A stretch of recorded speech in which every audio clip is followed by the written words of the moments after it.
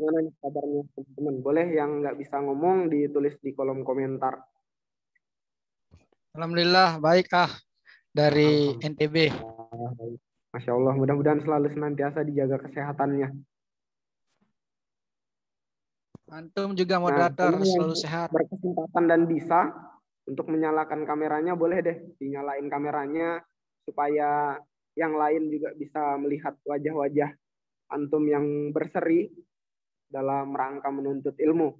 Dan ini juga termasuk salah satu ikhtiar kita untuk bisa menuntut ilmu dengan baik ya. Mudah-mudahan Allah permudah kita dengan ikhtiar yang sudah kita lakukan. Siap, Masya Allah, Isram. Mudah-mudahan selalu senantiasa dijaga kesehatannya, begitu pula teman-teman yang lain. Oke, selanjutnya Ane mau coba sapa pemateri kita malam hari ini ya. Kak Rijal, cek. Assalamualaikum Kak. Waalaikumsalam warahmatullahi wabarakatuh. Jelas ya? Masya Allah. Kak Rijal di mana nih Kak posisinya Kak? Ini lagi di sekre. Sekre kami Kak, Masya Allah. Ya, ini menunggu di rumah negarawan. Wah, nunggu antum untuk bisa didatangi antum nih ya. Insya Allah Kak. Mudah-mudahan kalau kita ada kesempatan ke Jakarta bisa main ke sekre besar kebanggaan kami ya Kak. Insya Allah. Kak Gimana? Rijal, gimana kabarnya? Alhamdulillah, insya Allah harus sehat lahir dan batin ya. Karena kita bersama-sama di sini sedang berikhtiar jangan sampai muslim negarawan malah banyak sakitnya ya. Jadi insya Allah saya sehat lahir dan batin dan mudah-mudahan saya doakan antum semua pun demikian. Amin, amin ya Rabbal Alamin. Mudah-mudahan kita selalu senantiasa sehat sih Kak. Nah ini Kak, sebelum lanjut mungkin Ane minta izin buat bacain CV-nya Kak Rijal gitu, biar teman-teman di dalam forum juga lebih kenal gitu. Kalau ada orang bilang tak kenal maka ya ta'aruf. Mudah-mudahan bisa memperkenalkan Kak Rijal dengan baik.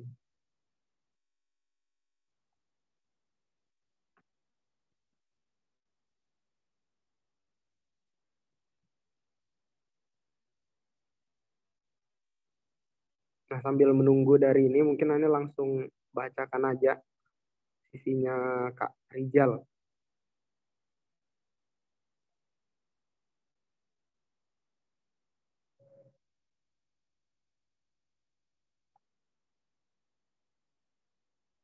Ya, bismillah. Nama lengkapnya Kak Rijal, Muhammad Rijal Wahid Muharram, MPD, lahir di Bandung 1 Juli 1992.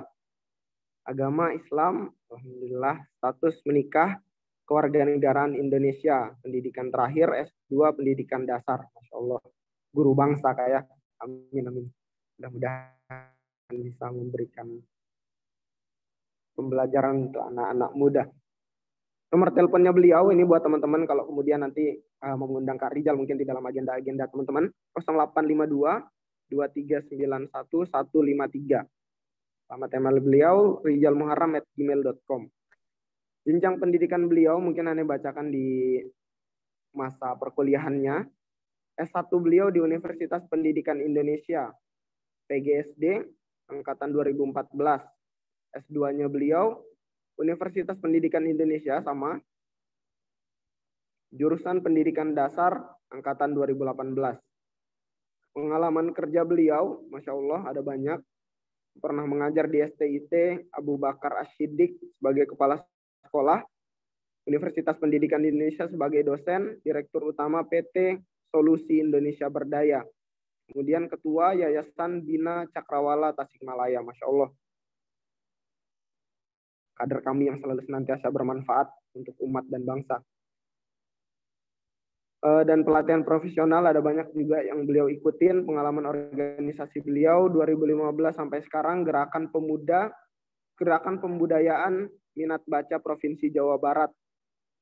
Kemudian 2018 sampai sekarang KNPI Kabupaten Tasikmalaya. 2016 Hima Pendidikan Dasar SPS UPI. Kemudian beliau pernah di PD kami Tasikmalaya, PW kami Jabar, kemudian PP kami selama 4 periode, Masya Allah. Dan Alhamdulillah sekarang di tahun ini beliau diamanahkan sebagai Sekretaris Jenderal, Masya Allah. Mudah-mudahan selalu senantiasa bermanfaat, Kak. Nah, itu kira-kira teman-teman perkenalan singkat dari Ane bacakan CV beliau gitu. Nah, mudah-mudahan teman-teman udah bisa mengenal garis besar ya tentang Kak Rijal Muharram. Ini bismillah Kak ya. Ane mulai dengan bismillah, kita coba mulai agenda diskusinya. Mudah-mudahan teman-teman juga selalu senantiasa dijaga semangatnya. Hari ini Kak, alhamdulillah dikasih tema yang betul-betul menarik dan kadang jarang juga diperbincangkan gitu Kak. Tentang kami, lebih mengenal dekat tentang kami gitu. Biasanya kalau kita bicara soal kami, ini banyak dibicarakan di agenda DM1. Tapi pasca DM1, kita kurang banyak kemudian menggali soal kami lebih dalam gitu. Karena mulai disibukkan dengan organisasi, kemudian banyak yang jarang terlibat di dalam agenda-agenda diskusi kami. Nah, mudah-mudahan hari ini kita bisa membedah secara tuntas dan tunai gitu tentang filosofi gerakan kami, khususnya soal visi misi. Jadi judulnya menarik banget di agenda diksi.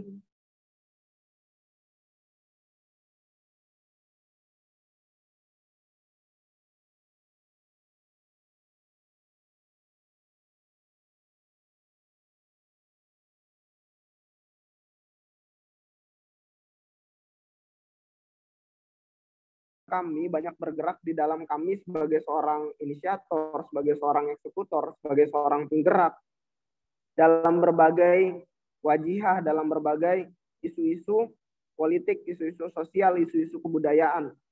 Tapi hari ini secara pribadi Anda merasakan bahwa ada nilai yang mulai tergerus dari anak-anak muda muslim negarawan, Kak. Karena bahkan ketika kita coba survei ya, kalau surveinya Cak Lontong biasanya bilangnya dari 10 orang, ada 9 orang yang hari ini kita tanyakan dan mereka mungkin tidak hafal bahkan memahami apa sih visi kami, padahal dia tergabung di dalam kami.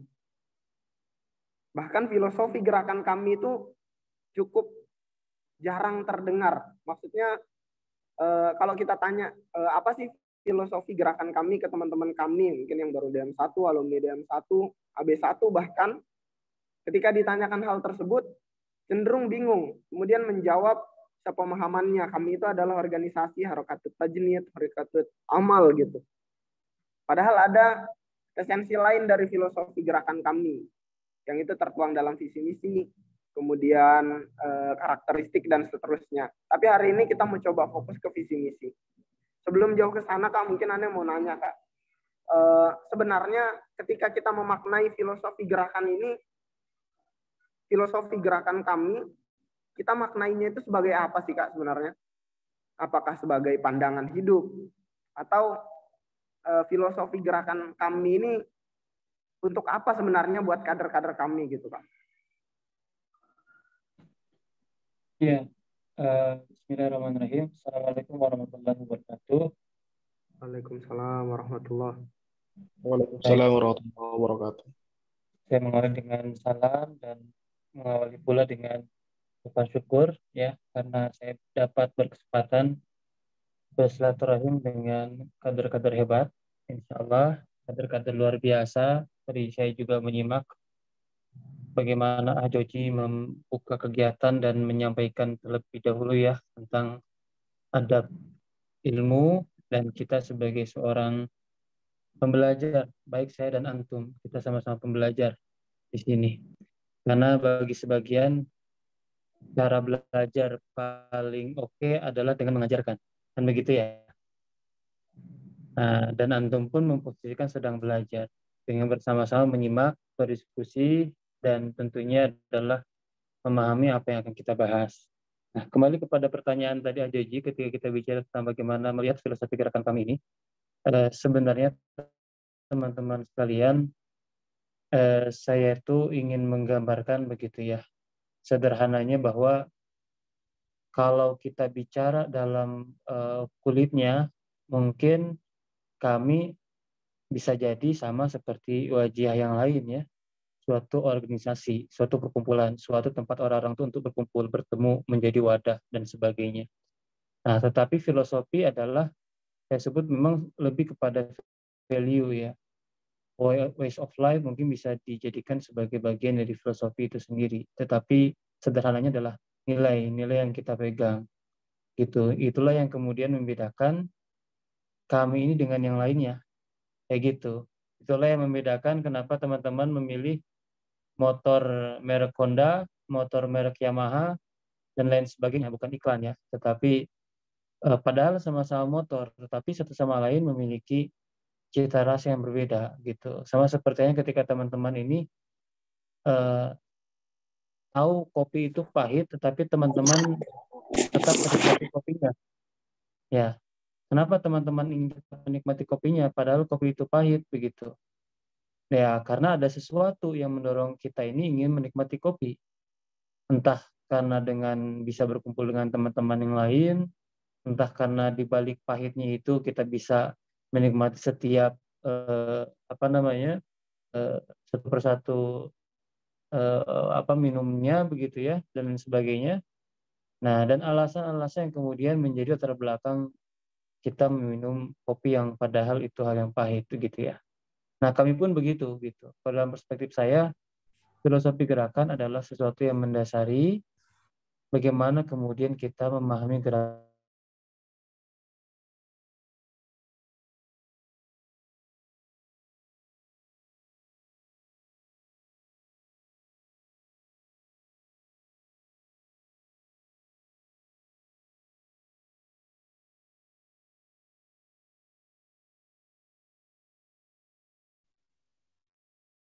Astagfirullah. Siap-siap, Kak. Jadi dari pandangannya Kak Rijal, filosofi ini adalah tentang nilai. Jadi harusnya nilai ini yang dipegang sama anak-anak kami kalau kemudian mau berkami secara tuntas dan tunai gitu. Kalau hari ini kita mengaku sebagai kader kami, maka nilai yang kita pegang harusnya filosofi gerakan kami. Betul Kak ya? Ya, Nah, betul. dari keadaan yang tadi Kak, banyak kader kami yang hari ini bahkan ketika kita tanya apa sih visi misi kami, apa kami itu mau dibawa kemana gitu. Lebih banyak orang menjawab bahwa kami ini agak beda sama LDF, kami ini lebih ke gerakan politik gitu.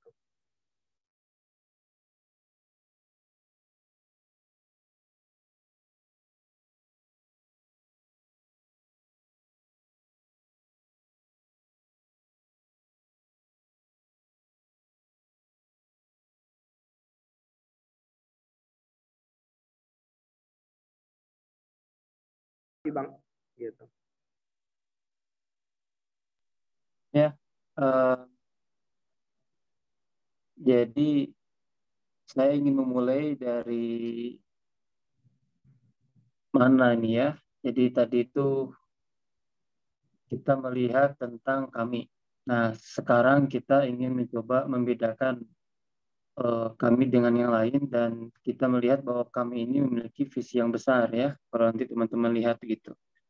Nah, cuman namun saya ingin coba konfirmasi dulu tentang metodologi kita malam ini, apakah sifatnya tanya jawab ya, atau sifatnya mungkin kita pembahasan secara satu arah terlebih dahulu 15 menit atau bagaimana, supaya saya bisa maksimalkan juga waktunya, Joji. Oh iya Kak, naam. Kalau di poin diskusinya nanti boleh dipaparkan dulu mungkin 10-15 menit Kak, baru diskusi tanya jawab. Nanti setelah itu sesi tanya jawab buat peserta diskusi. Oke, mantap. Siap-siap. Monggo. Baik. Ya, Ya, Kak. jadi Ya. Ana langsung saja mungkin ya, supaya eh, perspektif diskusi kita lebih tertata. Sebelumnya saya ucapkan jazakumullah khairan katsir kepada teman-teman sekalian sekali lagi, dan jazakallah khairan katsiran kepada Ajoji yang sangat bersemangat. Sesungguhnya ketika melihat semangat teman-teman dalam mendiskusikan gerakan ini, memunculkan asa yang sangat begitu besar kepada saya, begitu ya, bahwa gerakan kami ini akan selalu diisi oleh generasi-generasi yang hebat, generasi-generasi yang akan selalu memiliki cara-cara yang terbaik di dalam melaksanakan peran-peran dakwah kita. Teman-teman sekalian, barangkali saya ingin memulai ya dalam 5-10 menit ini mendudukkan poin-poin diskusi kita terlebih dahulu sebelum nanti Joji bisa melanjutkan dengan pertanyaan-pertanyaan yang lebih tajam dan lebih mendalam begitu ya dalam bahasan kita kaitan dengan visi dan misi gerakan kami. Nah, teman-teman sekalian, hal yang pertama sebenarnya tadi menarik ya ketika mencoba mengkomparasikan antara kami dengan LDF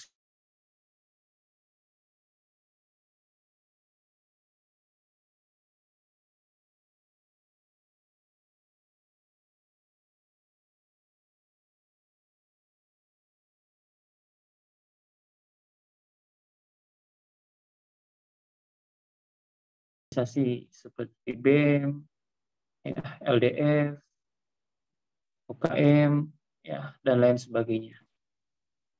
Nah, ini supaya kita bisa menentukan dulu di mana posisi kami dan nanti barangkali kita bisa mendiskusikan tentang peran-peran kita semua, apakah cara berpikir kita sudah betul atau tidak, dan lain sebagainya. Nah, teman-teman sekalian, BEM, LDF, UKM, dan lain sebagainya, termasuk kami adalah wadah.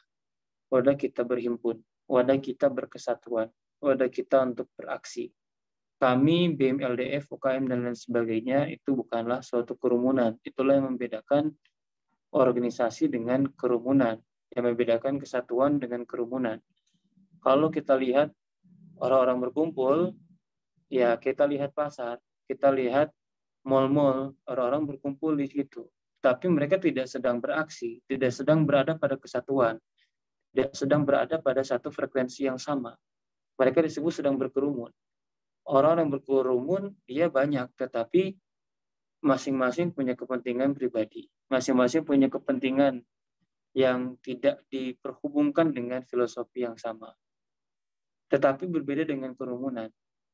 Yang namanya kami, BEM, LDF, UKM, dan lain sebagainya, dalam bentuk organisasi adalah suatu kesatuan, suatu perkumpulan, yang mana orang-orang hadir di situ berdasarkan kesamaan visinya, ya visi pribadi, visi hidupnya, kesamaan kemudian kecenderungan prefer gerakannya dan lain sebagainya. Nah, sekarang kita dihadapkan ya ketika kami BEM, LDF, UKM, dan lain sebagainya, maka sama-sama wadah. Lalu bagaimana kemudian diferensiasi perbedaan antara kami dengan yang lain, begitu ya? Nah, ini menjadi menarik.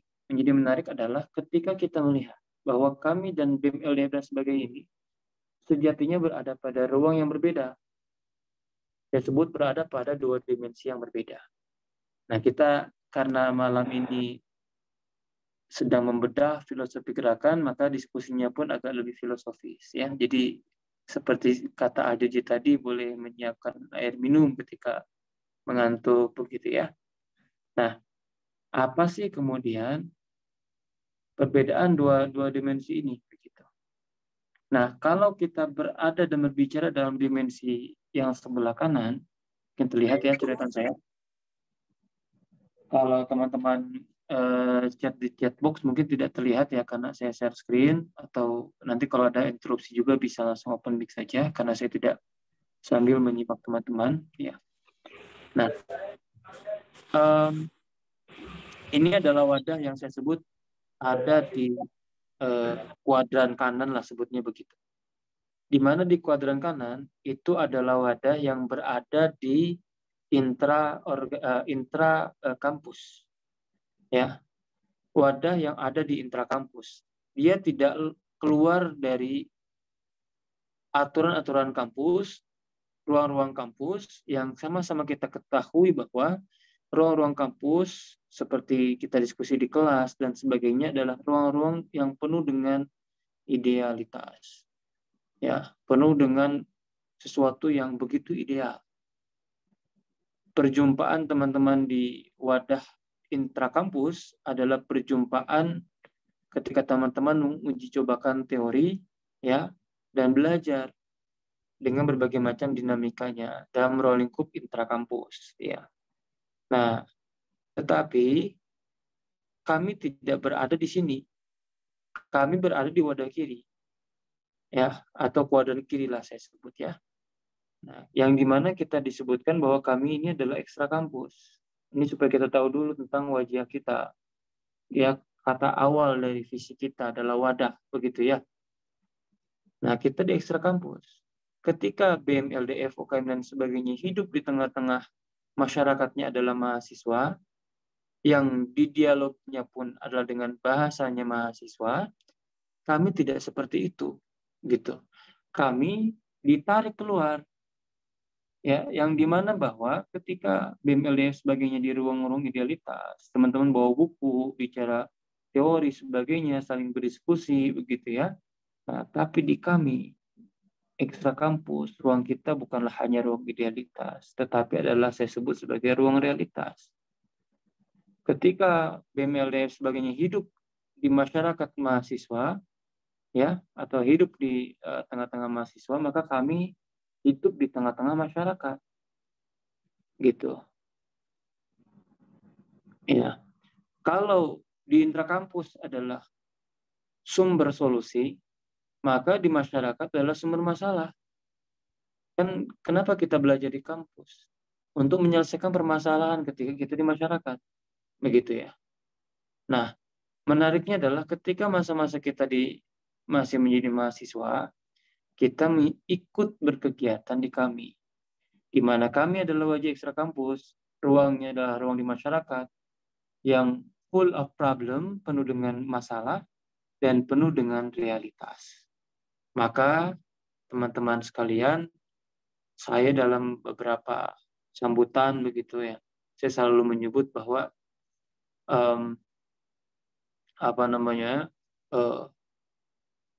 ya ini adalah katakanlah otaknya ya, gitu. Jadi BEM, LDM, UKM itu ya kampus itu adalah otaknya gerakan, tetapi gerakan di ekstra kampus itu adalah tangannya gitu. Jadi kita tahu teori bagaimana menyelesaikan permasalahan masyarakat. Tetapi kalau hanya diam di kampus, tidak keluar, ya, maka tidak ada permasalahan yang kita selesaikan. Maka lahirlah kami. Kita sebagai wajah yang memutuskan untuk hidup di tengah-tengah masyarakat, di tengah-tengah realitas. Maka jangan salah, kalau gabung di kami, pakai kacamata kami, yang kita lihat adalah masalah, begitu.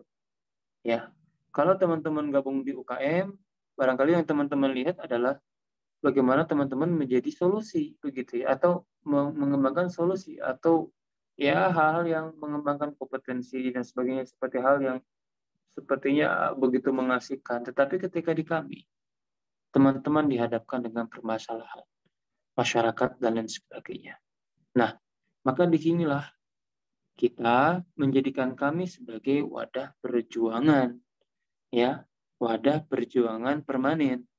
Kenapa saya sebut sebagai bagaimana saya menafsirkan permanennya itu menyambung dari pertanyaan Joji tadi ya. Kenapa saya tadi minta supaya mungkin lebih tertata dulu ya jawaban saya itu.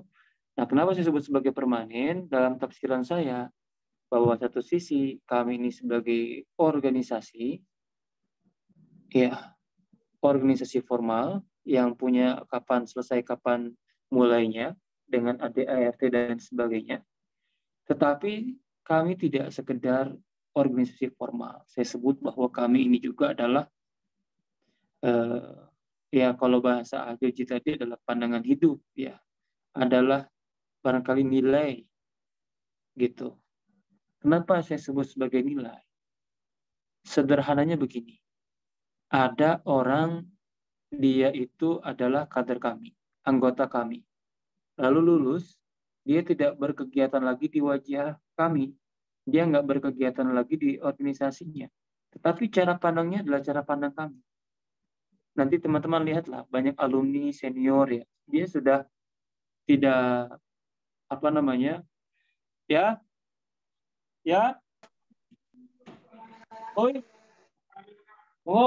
akan lagi ngisi dulu. Ya, nah, jadi kembalian tadi ya.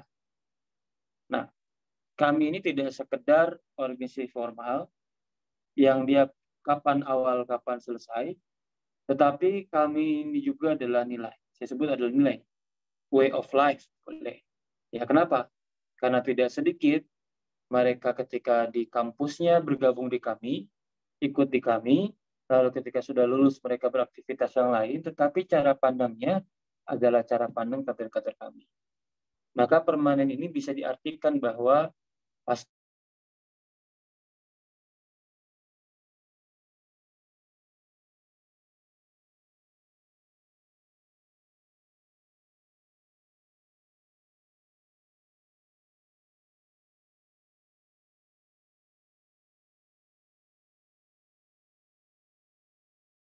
Nah, teman-teman sekalian, inilah ya kalau kita lihat filosofinya. Bedanya kami dengan ini gitu.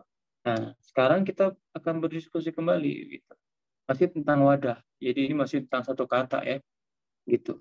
Nah, bagaimana kami ini bisa berbeda dengan BEM ya, dengan LDK, dengan Ormas gitu. Di mana titik bedanya kami, diferensiasinya? Sederhananya begini. Ketika kita bicara isu, ya, misalnya isu tentang isu undang-undang misalnya RKUHP ya, penolakan misalnya tentang RKUHP gitu. Ketika BEM yang turun mengawal advokasi dan mengawal isu tersebut relevan. Ketika lembaga dakwah kampus yang turun mengawal isu tersebut sepertinya kurang relevan. Tapi ketika kami, tetapi satu sisi ada isu misalnya Palestina. Nah, ketika LDF turun membawa isu Palestina, maka relevan. Ketika B membawa isu Palestina, kurang relevan. Tetapi ketika kami membawa isu Palestina, relevan. Ya, sangat-sangat relevan. Ketika kami membawa isu-isu tentang Pancasila, sangat-sangat relevan. Yang mana isu-isu tersebut pun biasanya adalah isu yang dibawa oleh ormas-ormas, OKP-OKP, yang mana disitulah kita juga posisi kita di luar kampus. Jadi teman-teman sekalian, dari contoh sederhana tadi, kita bisa melihat ya, bagaimana kemudian posisi kami dalam gerakan perjuangan dan kami sebagai wadah itu sendiri, gitu. Wadah perjuangan permanen, sebagai ruang, sebagai tempat, sebagai wadah, ya. Dan kalau kita digambarkan ada salah satu bukunya pun adalah Istiab ya, ada buku judul buku Istiab, ya. Nah dalam adalah kita bicara tentang wadah-wadah dan wadah itu ada kalanya seseorang itu berada pada wadah yang besar ini begitu ya. Ketika terus dikucurkan ilmunya, dikucurkan kemudian akhirnya lama-lama akan penuh ya. Lalu kemudian dia akan terus semakin besar dan semakin besar, membutuhkan tempat dan semakin besar. Kami pun begitu. Kami adalah wajah formal memang. Ada awal, ada selesai, ada batas maksimal usianya. Kami bukanlah tujuan akhir, tetapi kami adalah bagian dari proses. Bagian dari wadah-wadah yang saling berhubungan dan wadah-wadah yang lainnya. Begitu. Dan itulah kami. Nah, tantangannya adalah ketika berbicara masalah kami, ya, maka seringkali kemudian kita bertemu dengan istilah Muslim negarawan. Ini kita sambil mengobrol saja. Ya. Nah, banyak orang terjebak ya ketika dia tidak memahami filosofinya dengan baik, maka dia melihat muslim negarawan seperti halnya dia melihat seorang Spider-Man, Batman, dan superhero lain, ya, Iron Man dan sebagainya. Anak kecil ketika ditanya apakah kamu ingin menjadi Spider-Man, dia jawab, cita-cita saya menjadi Spider-Man, cita-cita saya menjadi Batman, cita-cita saya menjadi Iron Man, dan lain sebagainya. Tapi ketika semakin dewasa, kita melihat bahwa hero itu adalah uh, fiktif, tidak nyata di kehidupan aslinya.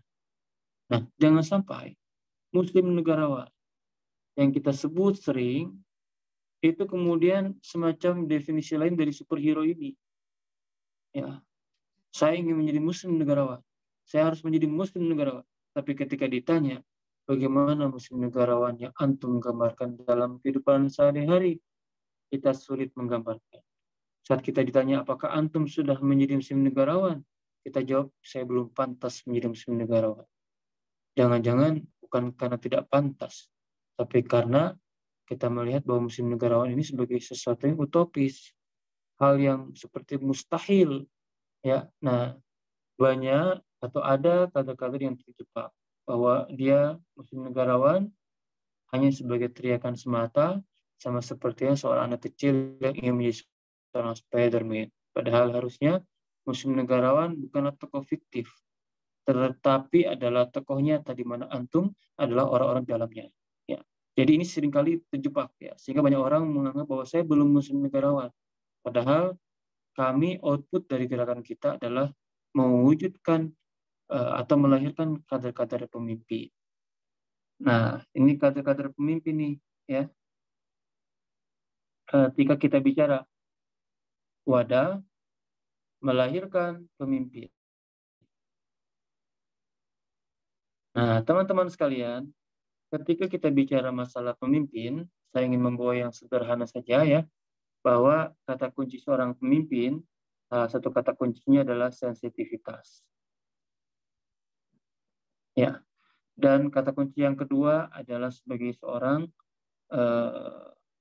memberi solusi, bukan bagian dari masalah.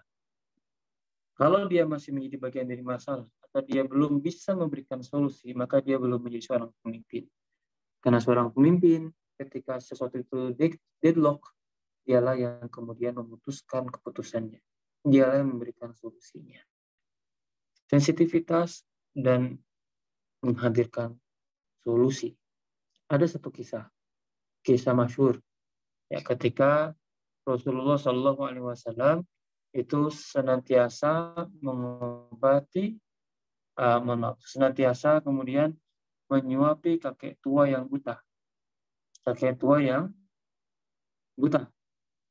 Nah, kalau kita lihat ya, mungkin sudah pada tahu kakek tua yang buta itu ya, dia mencela, menghina Rasulullah SAW di depannya, padahal nasi yang kemudian dimakan kakek tua itu adalah nasi yang hasil dikunyah, dilembutkan dari orang yang kemudian dia hina.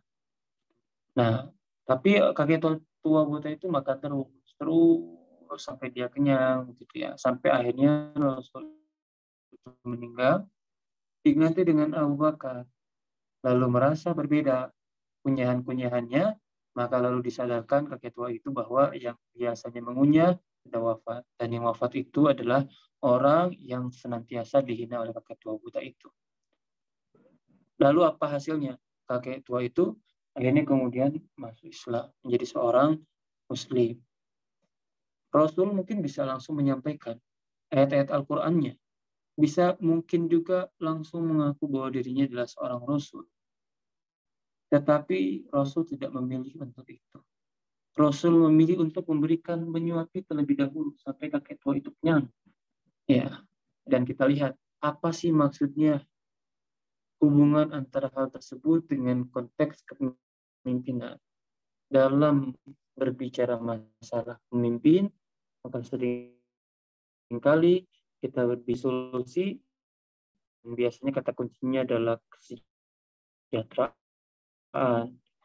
Ya, kesejahteraan ini adalah bicara masalah manfaat. Ya, ketika perut sudah selesai, maka yang lainnya akan mengikuti. Ketika kakek tua buta itu tahu bahwa yang biasa menyuapi dan buat dia kenyang adalah orang yang dia hina, lalu dia kemudian bertaubat dan akhirnya masuk Islam. Begitu ya. Nah, seorang pemimpin adalah mereka yang memiliki kesejahteraan. Makanya kalau kita lihat juga banyak kisah-kisah para sahabat bagaimana seorang pemimpin harus adil. Kalau di DM2 juga kita membahas bagaimana piagam Madinah.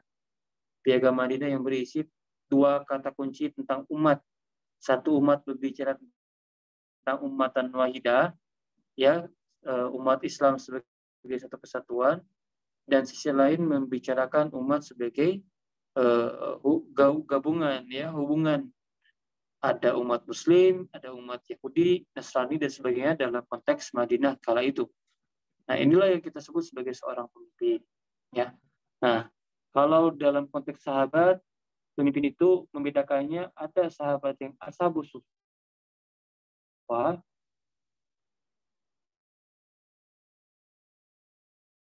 pelataran masjid, dan mereka zaman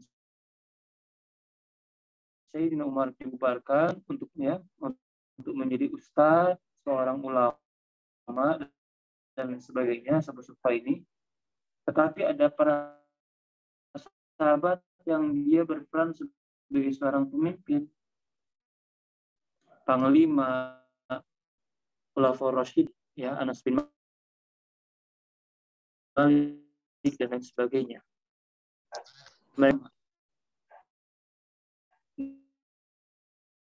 Dan yang di sini mereka dicatat sebagai pemimpin. Kalau dibicara apakah lebih banyak mana meriwayatkan hadis, ya sahabat sufa ini dibandingkan dengan katakanlah para pemimpin ini, ya, mereka yang menjadi panglima, khulafaur rasyidin dan lain sebagainya, begitu. Nah, teman-teman sekalian, kami ada di sini gitu dalam konteks kecenderungan karakternya, ya. Kalau ashabus suffah adalah kecenderungan hanya menjadi seorang akademik tulen, akademik murni saja, tetapi kami didorong untuk kita memiliki kecenderungan sebagai seorang pemimpin, sebagai seorang panglima dan sebagainya. Nah, makanya ada kata kunci lain, sensitivitas. Sensitivitas inilah yang kemudian mendorong gerakan-gerakan kami. Itu adalah gerakan yang terhubung dengan masyarakat. Lihatlah, ketika AB1, teman-teman dikaryakan di desa binaan. Ketika AB2, yang didiskusikan adalah ansos, reksos, dan lain sebagainya. Dan ketika AB3, kita membicarakan tentang konteks Indonesia. Ya. Nah, inilah ya wadah yang melahirkan para pemimpin. Yang bagaimana cara melahirkannya? Disebutlah di dalam konteks harokatut tajnid, ya, dengan MPK atau buku pedoman kaderisasi untuk mewujudkan bangsa dan negara yang Islami, bangsa dan negara Indonesia Islam, yang itu diselaraskan dengan harakatul amal, yang diselaraskan dengan platform JKN Indonesia 2045. Kenapa kita bicara tentang bangsa dan negara Indonesia Islami?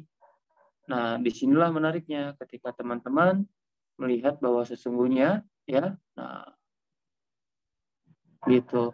Dorongan bagi kita tidak hanya menjadi seorang yang soleh, ya, tidak hanya menjadi seperti yang digambarkan dalam Al-Anbiya ayat 105, tetapi bagaimana juga menjadi seorang yang muslim. Allah tidak akan membinasakan negeri-negeri secara zalim selama penduduknya adalah orang-orang yang berbuat kebaikan. Ketika kita hanya pinter sendirian atau pinter individu, ya, kita oke lah. Tetapi kita lihatlah saat kita berkumpul bareng-bareng lalu kita membuat perbaikan.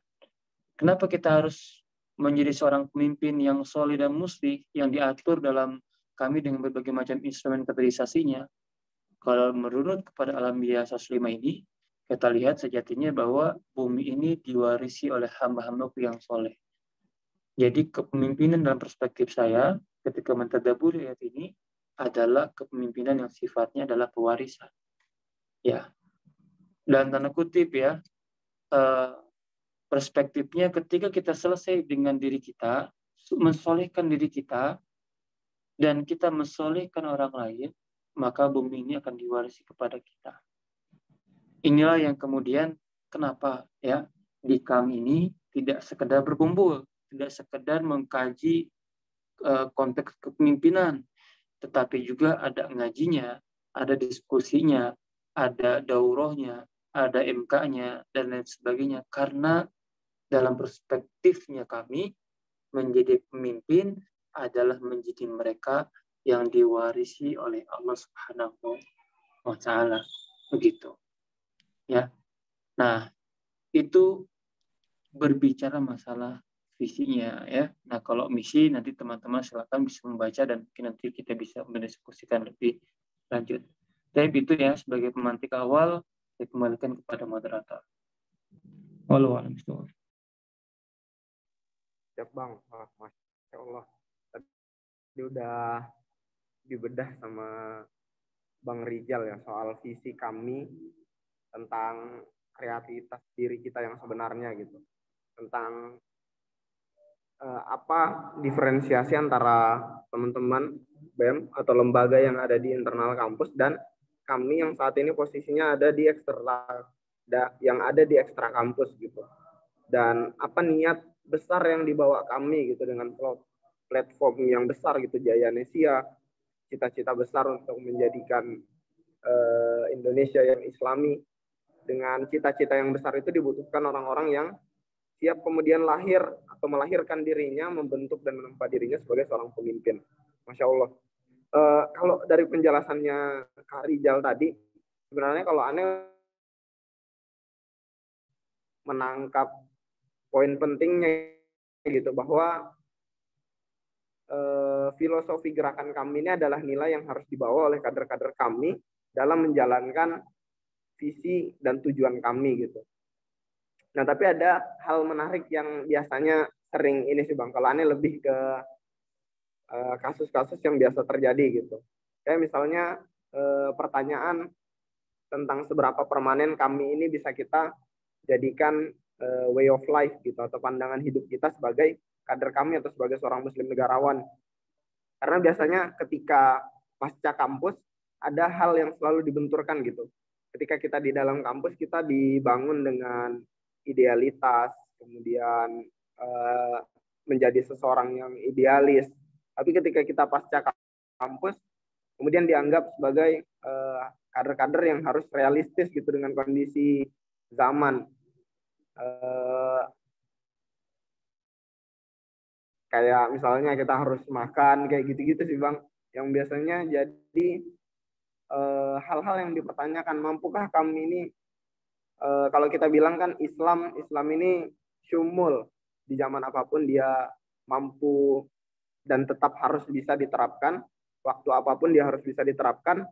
Sekarang pertanyaannya, kami yang membawa platform muslim negarawan dan berasaskan Islam, mampukah dia menjadi sesempurna Islam gitu, karena kan dasarnya Islam. Kemudian ketika kita terapkan harusnya dia mampu menjadi sesuatu yang sama gitu. Itu dulu sih Bang Do. Ya, ini pertanyaannya luar biasa ya. Pertanyaan tingkat tinggi ini. Nah, jadi tidak sedikit yang berpandangan ya bahwa seolah-olah bahwa hidupnya ini bukan hidup ya, aktivitasnya ini kan hanya di kami gitu ya. Jadi saya sempat membedah 3 tipe orang. Nah, tiga tipe orang udah cukup lama saya bahas ya. Jadi saya mencoba mengingat kembali tadi. Jadi yang pertama itu ada tuh orang itu menjadi orang itu berkarya ya, berkarya untuk kami, atau orang itu besar berkarya untuk kami. Nah, siapakah orang-orang yang kemudian sudah memiliki bakat, sudah memiliki prestasi, lalu prestasinya itu dia berikan untuk kami. Ya, cenderung orang tipe seperti ini adalah orang yang tipe merdeka. Ya, misalnya orang yang memiliki kelebihan dalam sisi rezekinya, misalnya di orang tuanya adalah orang berada, dia support tuh kegiatan kaminya. Atau orang yang misalnya dia tuh berprestasi menjadi mapres dan dia kader kami, maka berprestasinya itu adalah untuk kami. Ya, berkaryanya itu kemudian untuk kami. Lalu ada juga mereka yang kemudian tipe yang kedua adalah berkarya dari kami, berprestasinya dari kami. Nah, gimana contohnya?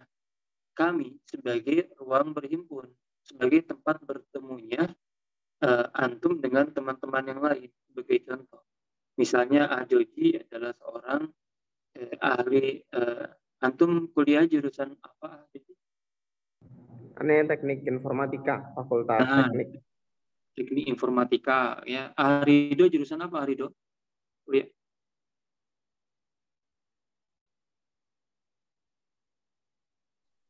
Oh, aneh Kang. Ya, Jurusan PKN Kang. Sama ah, lah kayak Akang gitu. iya, ya, nah, sama-sama jadi guru ya. Nah, jadi ketika misalnya Ajoji teknik informatika ketemu misalnya dengan Arido sebagai seorang eh, pendidik dalam konteks PKN. Ketemulah kemudian kalian dan menciptakanlah misalnya ya platform misalnya digital citizenship, warga negaraan digital misalnya ya. Nah, kalian dipertemukan di kami, lalu berkarya. Ya, maka disitulah kemudian teman-teman berada pada tipe yang kedua, berkarya dari kami begitu.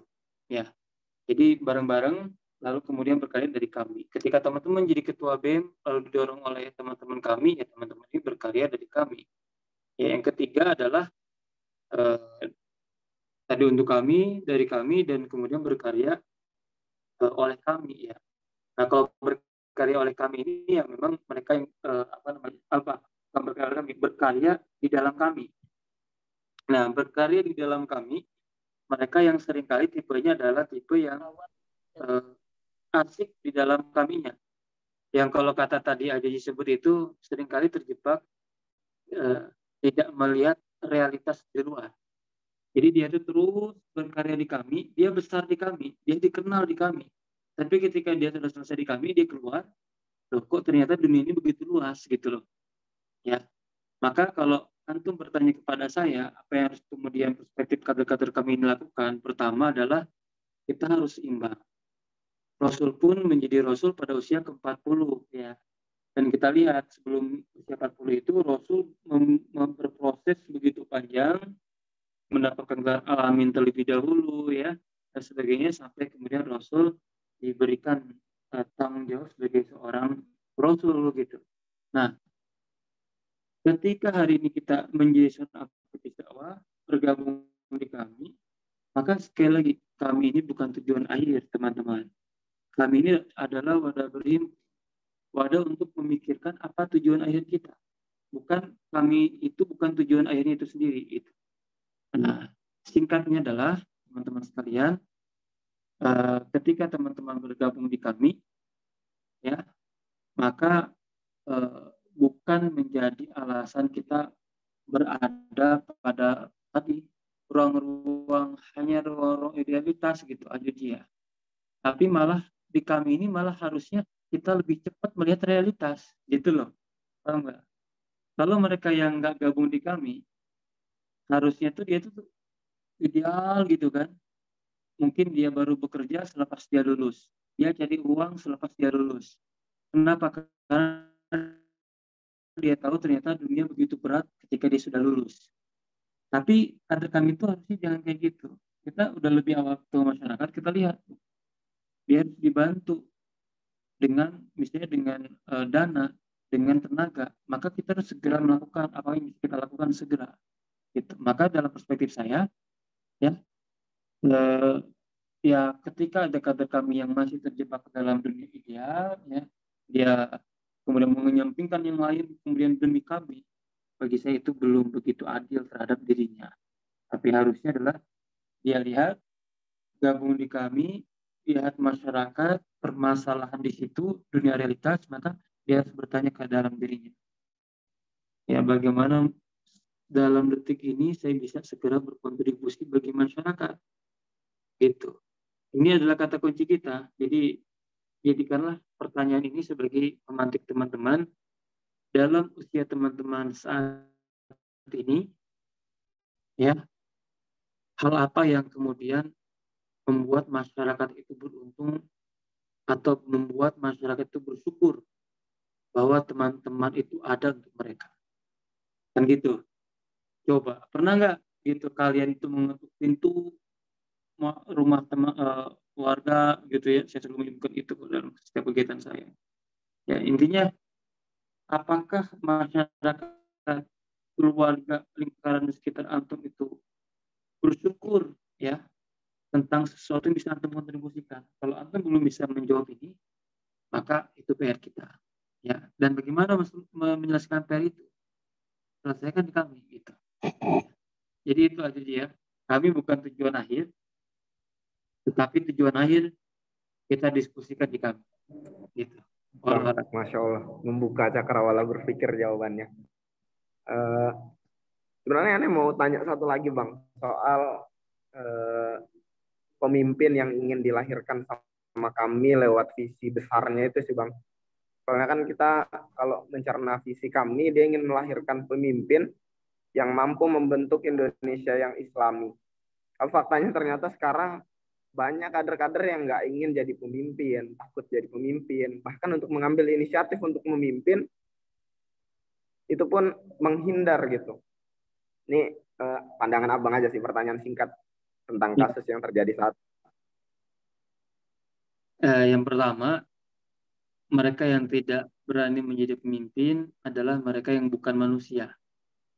Nah, kenapa? Karena dalam perspektif Islam, memanusiakan manusia, humanize human, ya, bukanlah hanya menjadikan kita sebagai manusia etik penuh moral, sebagaimana kemudian manusia berkebudayaan dalam definisi memanusiakan manusia seperti pada umumnya. Tapi memanusiakan manusia dalam perspektif Islam adalah menjadikan kita betul-betul menjadi manusia sebagaimana Allah ciptakan. Apa itu? Yang pertama sebagai hamba Tuhan, sebagai hamba Allah, Az-Zariyat 56, ya. Jadi kalau kita ini belum bagus penghambaan kita kepada Allah, kita belum menjadi manusia. Yang kedua adalah sebagai khalifah fil ardh, ya. Nah, sebagai pemimpin di muka bumi ini.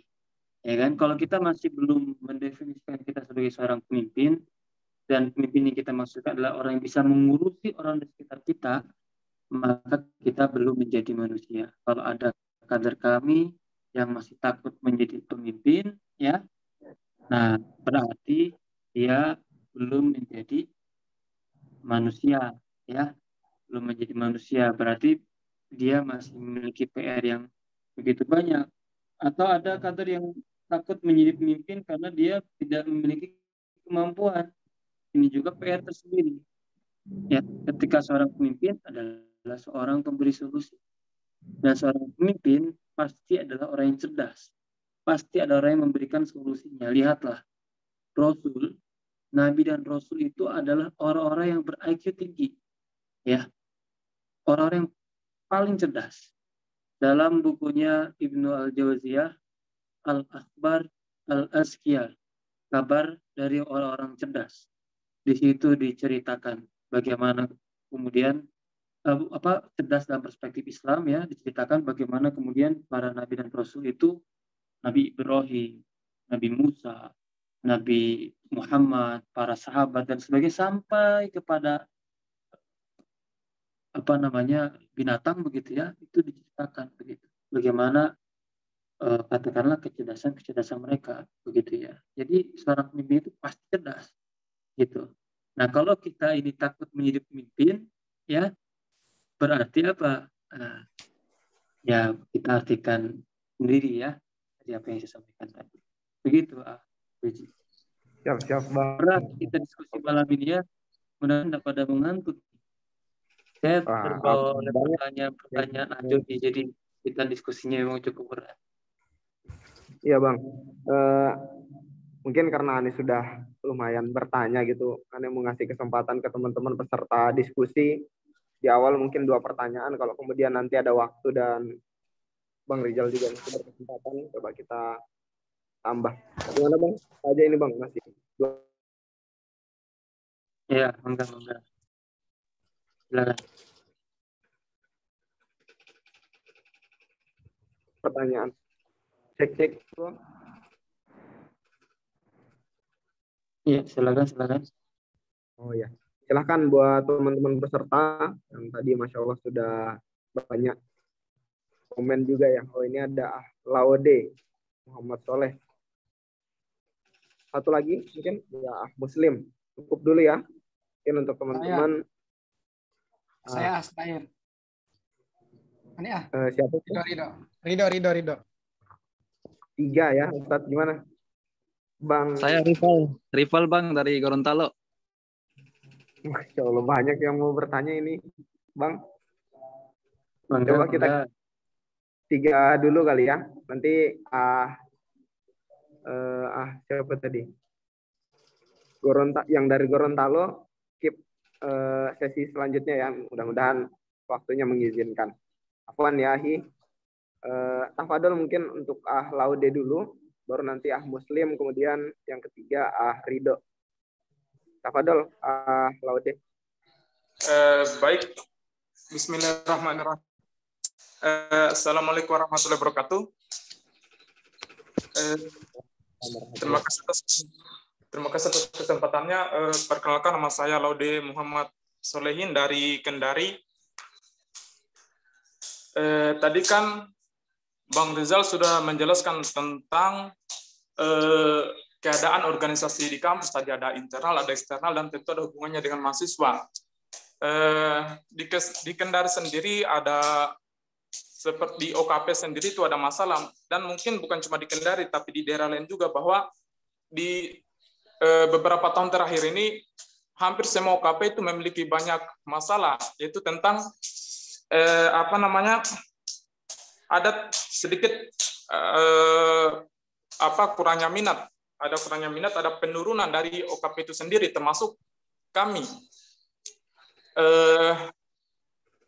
Kenapa bisa terjadi penurunan seperti ini? Karena memang di era sekarang ini yang rata-rata mahasiswanya sudah bisa dibilang dari generasi Z, yang mungkin sudah melupakan tentang apa itu euforia 98 dan lainnya, sehingga menganggap demonstrasi organisasi itu hanya sebagai pengganggu perkuliahan, dan mungkin bisa saja dianggap sebagai penghambat, termasuk anggota kami, kader kami itu sendiri. Bahkan mungkin yang masuk di kami itu sendiri mungkin cuma ikut-ikutan. Jadi pertanyaan saya itu, apakah visi misi kami sekarang ini sudah tidak relevan lagi, Bang, untuk bagaimana menyentuh hati kader-kader kami sekarang ini, mengingat penurunan dari keaktifan dari kader-kader itu sendiri. Terima kasih, Bang. Assalamualaikum warahmatullahi wabarakatuh. Waalaikumsalam warahmatullahi wabarakatuh. Itu Bang, pertanyaan dari Laude. Mungkin langsung aja Bang. Tadi soal penurunan kami dan realitas kader saat. Baik, teman-teman sekalian ya, bahwa setiap pemimpin ada zamannya ya, setiap pemimpin itu ada waktunya. Dan kalau kita lihat ketika Nabi dan Rasul itu diberikan oleh Allah mukjizat yang diberikan oleh Allah itu kepada Nabi dan Rasul itu sesuai dengan apa yang sedang menjadi ramai di zamannya. Kita lihat ketika Nabi Isa dapat menyembuhkan, bahkan dapat menghidupkan yang mati, karena ketika zaman itu pengobatan sedang ramai-ramainya. Bagaimana kemudian ketika Nabi Musa, itu pun dengan kekuatannya ya, karena kala itu pun tanggung jawabnya pun atau orang-orang di zamannya memang sedang menyukai atau tertarik dengan yang namanya adalah kekuatan, begitu ya, dan lain sebagainya ya. Mereka memiliki para nabi dan rasul itu mujizat yang diselaraskan dengan kebutuhan zamannya. Nah, tapi itu memang kita bicara tentang mujizat. Kita turunkan contohkan dengan lebih sederhana sebagai seorang manusia biasa. Ketika hari ini teman-teman mengkomparasikan tentang 98, maka sejatinya bisa jadi pertama ya, bukan salah mereka, tetapi adalah salah kita. Kenapa salah kita? Karena kita masih terjebak dalam romantisme masa lalu. Ya, misalnya ya, karena kita menganggap bahwa 98 begitu heroik dan seolah-olah 98 adalah cerminan bagaimana dapat kita juga jalankan di tahun-tahun ini begitu. Padahal zaman saat itu dengan zaman saat ini adalah begitu yang berbeda. Ya, jadi dalam perspektif saya, alumni kita sudah melalui proses heroismenya dengan zamannya, tetapi zaman sekarang adalah zaman yang tentunya berbeda. Yang kedua adalah orang-orang mau bergabung dengan suatu organisasi, maka pertanyaannya kan adalah seberapa sesuai kita untuk menyelesaikan permasalahan mereka, kan gitu ya. Ini kalau kita bicara konteks mungkin realitasnya gitu. Mungkin teman-teman lihat misalnya ada pelatihan kewirausahaan, ya, orang-orang mengikuti pelatihannya berbayar, mulai dari yang 10 ribuan sampai ratusan mungkin jutaan. Dan kita lihat bisa jadi mereka berantri bahkan kursinya sampai habis, sampai penuh, ya. Tapi ketika dibuka Doro Marhala 1 yang bahkan free, gratis, ya, makannya pun disediakan oleh panitia, tapi kok susah banget orang itu untuk bergabung. Nah, maka ada apa nih yang kemudian menjadi problem bagi kita semuanya? Nah, bagi saya itu memang adalah tantangan zaman, ya, betul tadi yang disampaikan oleh Antum tentang karakter-karakter yang ada. Nah, lalu bagaimana cara kita menyikapinya? Dalam perspektif saya, teman-teman sekalian, maka kalau lihat zaman sekarang, saya melihat yang pertama adalah teman-teman itu harus memiliki sesuatu yang dapat ya menjadi teladan ya, atau ya karya yang dapat diakui oleh orang lain gitu. Satu waktu saya datang ke salah satu lapangan di Jakarta, saya lihat orang-orang berkerumun ya, mendengarkan satu orang influencer yang sedang memegang gitar. Sampai orang itu bawa gitar keliling-keliling taman tuh diikutin tuh ya, sama orang yang berkerumun itu diikutin kayak sekte-sekte apa begitu ya. Saya mikir orang itu hebat sekali begitu ya. Hanya dengan satu gitar, influencer, orang tuh mau datang ke lapangan untuk mendengarkan dia. Nah, saya ya datang di lapangan lalu manggil antum kayaknya masih susah juga gitu ya. Berarti ada sesuatu yang kemudian perlu kita hadirkan. Maka bagi saya ya dakwahnya kami hari ini adalah dakwah dengan portofolio, dakwah dengan karya. Dakwahnya Nabi Yusuf alaihissalam. Ketika Nabi Yusuf ditanya oleh raja, engkau mau menjadi apa? Nabi Yusuf jawab, saya ingin jadi bendaharawan negara karena saya pandai menjaga dan berpengetahuan. Kenapa raja bisa percaya itu? Karena Nabi Yusuf punya portofolio begitu. Ya, kita mungkin sedang tidak berada pada tipe-tipenya zaman seperti Nabi Musa mungkin. Ya, sedang memasuki tipe-tipenya seperti karakter-karakternya Nabi Yusuf alaihissalam. Dalam perspektif saya ya, begitu. Nah, jadi yang pertama adalah kita punya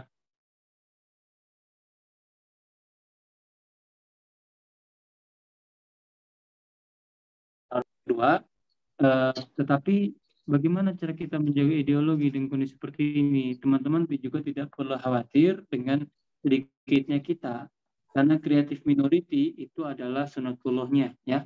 Yang sedikit itu adalah sunatullahnya, begitu kan? Jangankan teman-teman, kata-kata kami, persentase Marcel saja dibandingkan dengan persentase seluruh penduduk Indonesia yang berkesempatan untuk melanjutkan perguruan tinggi hanyalah kurang lebih 10%. Ya, jadi masyarakat Indonesia yang berkesempatan untuk melanjutkan perguruan tinggi itu hanya 10%, bagian dari sedikit. Ya, jadi kalau hari ini kata-kata kita tidak begitu banyak, ya itu bagian dari proses ya, tetapi tidak perlu kita juga sibukkan dengan berbicara masalah bilangan ya, tetapi juga berbicara masalah kontribusi begitu ya. Nah, dan yang ketiga dalam perspektif saya teman-teman sekalian, ya ini adalah momentum mereform ya. Saya ketika diskusi dengan seorang senior, Ya, Bang, ini bagaimana menjelang PMB begitu. Dia berikan tawaran tagline-nya. Kasih aja tagline-nya apa? Sukses jadi mahasiswa. Kenapa Bang sukses jadi mahasiswa? Untuk menunjukkan ketika orang itu gabung kami, dia akan menjadi sukses. Gitu. Nah, maka sederhananya adalah mari kita geser ya. Kalau perspektifnya adalah rekrutmen kader, tidak apa yang kemudian kita inginkan, tetapi apa yang mereka butuhkan. Ya, aksi di jalanan masih relevan, tetapi aksi di media sosial harus mulai kita pelajari. Ya, jadi ini adalah dua hal yang tidak saling bertentangan. Aksi di jalanan adalah kelas-kelasnya kita, ya madrasah-madrasah klasikalnya kita lah begitu ya. Tapi aksi di media sosial itu juga adalah keniscayaan. Kenapa? Karena ada anekdotnya. Zaman sekarang kebijakan istana itu bukan keluar dari istana, tetapi lahir dari trending topik teman-teman sekalian. Ya, ketika ada kebijakan lalu tiba-tiba menjadi trending topik, maka itu bisa mengalir kebijakan yang ada. Bahkan kebijakan yang tidak ada pun ketika awalnya jadi trending topik itu dapat menjadi satu kebijakan yang baru. Maka saya sarankan 58 ya peserta yang ada di sini kalau belum punya Twitter segera install dan punya Twitter. Ya, karena sekarang mau tidak mau suka tidak suka kita berada di zaman falasis, ya falasi banyak kesalahan-kesalahan berpikir di era VUCA ya, maka ya mau tidak mau aktif media sosial adalah salah satu jalan ninja kita. Ya, itu saja. Jadi kata kuncinya adalah adaptasi ya dan kemudian kontribusi. Itu dua hal yang mudah-mudahan bisa kita hadirkan memaknai kepemimpinan dalam gerakan kami. Mudah-mudahan dapat masuk ya ke dalam pertanyaan yang tadi oleh saudara saya dari Kendari tanyakan begitu ya. Walau alam bisawab. Masya Allah. Siap, Bang. Untuk Ahlaude, gimana Ahlaude, masih ada lagi? Cukup. Lanjut ya mungkin Bang. Ini ada pertanyaan dari Muslim. Bagaimana dengan kader kami komisariat yang belum mengetahui secara tuntas filosofi gerakan kami? Tiba-tiba diamanahkan menjadi ketua Komsat yang masih berstatus AB1. Saya Muslim, biasa dipanggil Bahrun. Masya Allah, siap. Nah, kira-kira kayak gitu Bang. Iya, teman-teman sekalian, memang ada ya beberapa motivator bilang begitu ya. Ada beberapa bukan mitos sebenarnya ya. Ada orang tuh begini, ketika saya di puncak maka saya menjadi pemimpin. Ketika ketika saya puncak saya menjadi pemimpin. Atau misalnya kadang perspektif kita bahwa ketika kita menjadi pemimpin maka baru saya itu belajar.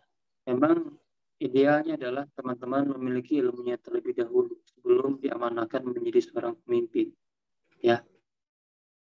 Nah, tapi teman-teman sekalian, seringkali ada kebutuhan darurat, ya hal-hal mendesak yang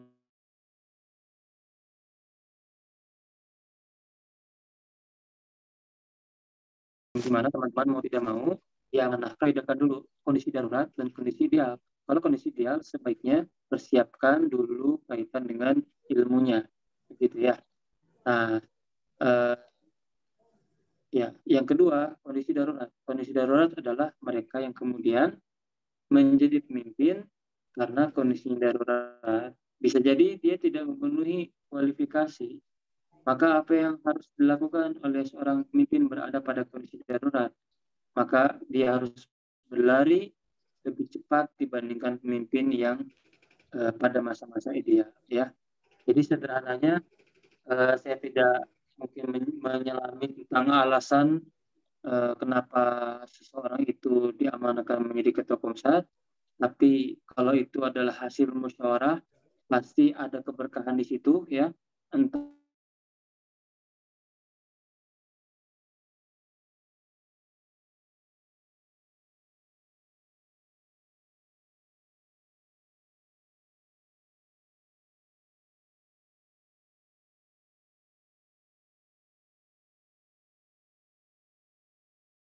kondisinya. Nah, maka alih-alih kemudian mencela kegelapan, lebih baik kita menyalakan lilin ya. Maka segeralah untuk AB2, kalau bahkan ya mau tidak mau harus AB2 ya. Kalau bisa dibuat aja 3 bulan, 6 bulan kalau belum menjadi AB2, belum ikut B2, ya di caretaking, ya ambil alih oleh PD-nya ya. Kalau di Komsatnya tidak ada SDM lagi yang mumpuni untuk menjadi seorang ketua Komsat, bagaimana kualifikasinya. Ya, itu PD.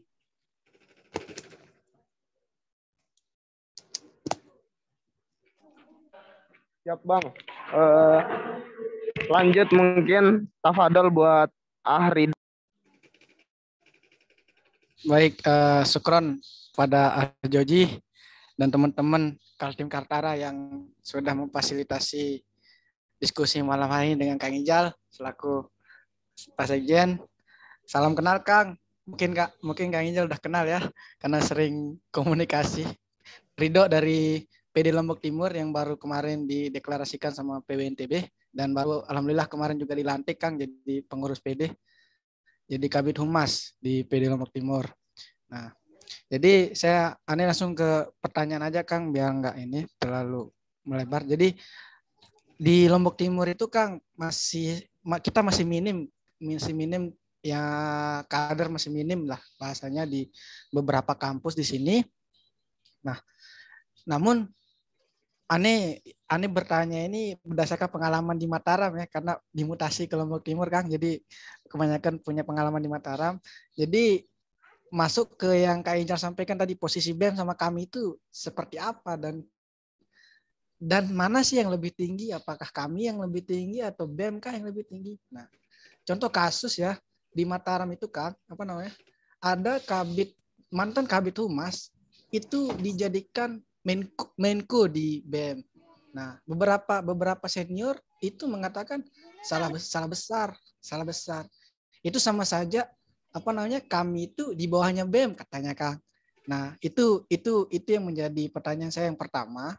Nah, itu gimana sih biar Ane juga di sini ada pemahaman gitu buat memahamkan teman-teman di sana bahwa ini loh sebenarnya posisinya kita gitu, maksudnya posisi kita sebagai kader kami dan wajihah yang ada di sebelah kan atau yang di kanan yang kayak Intel jelasin tadi, yang BEM tadi, yang intra kampus.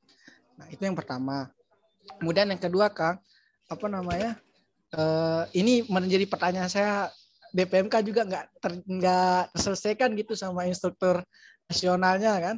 Nah, jadi di sini banyak yang ikut kami, tapi dia hanya ikut DM1 aja Kang. Jadi ketika ada, misalnya kita megang BEM nih, nah terus kayak mau mengamankan posisi menteri misalnya, harus DM1 dulu. Nah, banyak yang begitu Kang. Nah, banyak yang begitu. Kemudian minim sekali teman-teman ini untuk ikut MK itu Kang. Nah, karena madrasah kami itu kan di situ kita benar-benar dijaga fikroh kita dan semua pokoknya dijaga di sana, kayak kita recharge diri terhadap keimanan kita. Ya, jadi maksud saya menyampaikan yang tadi, pertanyaan saya yang kedua itu Kang gimana sih tips dari Kang Ijal deh terkait dengan bagaimana biar bisa memberikan pemahaman terhadap seluruh kader terkait dengan pentingnya MK itu Kang. Karena saya sungguh sedih sekali gitu. Kita merekrut banyak nih, tapi yang hadir di setiap kegiatan itu ya itu aja orangnya gitu. Itu maksud aneh Kang. Mungkin itu dulu, Joji. Syukron.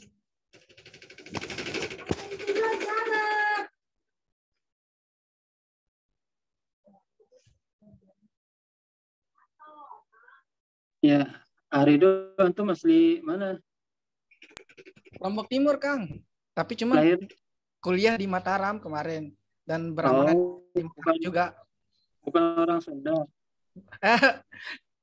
Cuman suka belajar bahasanya dikit-dikit Kang gitu.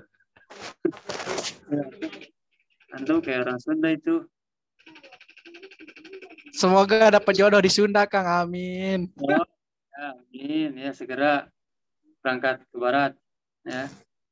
Oke, langsung saja ya, teman-teman sekalian. Jadi pertama, dalam konteks pengkaryaan di kader kami itu BEM, UKM dan sebagainya kan dalam konteks kepemimpinannya dalam berbagai macam jabatannya adalah ruang-ruang pengkaryaan kader kan gitu ya. Jadi saya tidak berada pada mana atas mana bawah sebenarnya.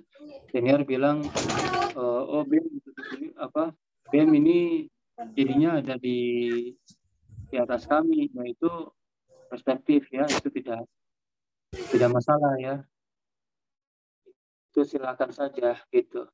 Tapi dalam perspektif saya begitu kan, kami dengan filosofi gerakannya dia adalah wajihah yang mandiri. Dalam arti yang mandiri itu adalah dia punya nilai yang dia bawa gitu ya. Jadi mau gimana pun tipe BEM-nya ya kami ya tetap seperti ini gitu. Jadi dalam posisi ini saya tidak berada pada atas dan bawah, tapi tentang pengaruh dan mempengaruhi ya.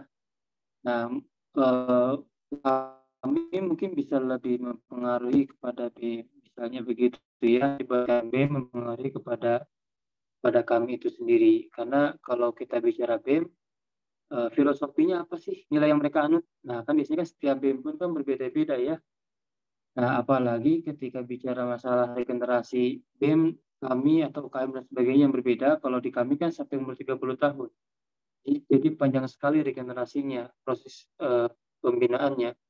Kalau seperti di BEM paling lama 2-3 tahun. Ya, kan jadi cepat banget gitu. Jadi sangat singkat untuk memupuk nilai-nilai begitu ya. Nah, kalau kami mudah-mudahan kan bisa memiliki waktu yang cukup panjang gitu. Nah, jadi kalau ada kader kami dikaryakan di BEM dan sebagainya, anggaplah itu sebagai ya pengkaryaan ya. Pengkaryaan kader kami di sana, bagaimanapun jabatannya tidak ada masalah gitu ya. Biarkanlah kita wakafkan di dia untuk umat dan nggak akan lama ya, mungkin 1-2 tahun aja nanti balik lagi. Nah, yang kedua, teman-teman sekalian, ketika banyak yang bergabung di kami, tapi juga banyak yang keluar, gitu kan. Nah, sedangkan MK ini adalah hal yang sangat penting. Saya ingin menggambarkan begini ya, bahwa variabel riayah penjagaan itu bukan hanya sekedar duduk, dengar, kumpul, bukan ya. Kita ini kami gitu loh ya, bukan bukan wajihah ilmi gitu ya. Nah, kita ini wajihah siasi, bukan wajihah ilmi. Kita ini kita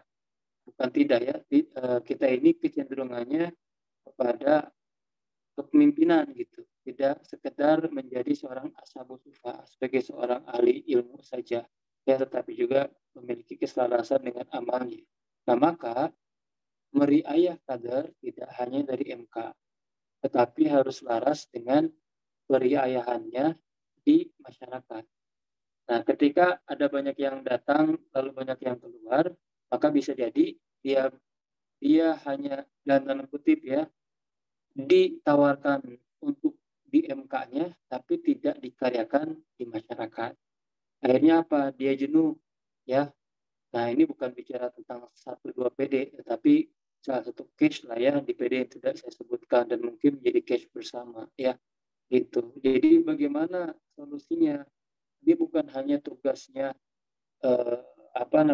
penyelenggaraan MK, tetapi saya selalu tuh ya dalam beberapa diskusi itu setiap pengurus daerah bahkan pengurus komisariat wajib memiliki desa binaan gitu. Kenapa? Ya, karena wajib AB1 ini dikaryakan, dikenalkan ke masyarakat. Kenapa? Supaya dia paham memiliki sensitivitas. Gitu kan? Nah, dia ke masyarakat, lalu ketika pulang ke MK-nya gitu loh. Ya. Jadi MK dan kepemimpinan ke masyarakat itu saling selaras gitu kan. Gitu. Makanya di MK nggak sekedar memahami ilmu keagamaan, tetapi juga lebih jauh daripada itu adalah ilmu-ilmu yang kalau bisa itu praktis, yang bermanfaat juga bagi masyarakat. Disitulah beratnya seorang pemandu ya. Itu pemandu itu bukanlah seorang yang mengajarkan di MK-nya ya, bukan. Itu pemandu dalam arti kecil, sempitnya udah sempit, kecil lagi ya. Tapi pemandu itu adalah dia yang bisa mengkaryakan dia di masyarakat kata itu, dan kemudian bagaimana agar dia juga dapat mendapatkan siraman ilmu yang baik. Jadi sederhananya kaderisasi ya MK dengan kegiatan di desa binaan. Kalau desa binaannya nggak ada, mereka nggak suka dibawa ke masyarakat, maka jangan salahkan mereka akan terkena penyakit muntaber. Apa muntaber?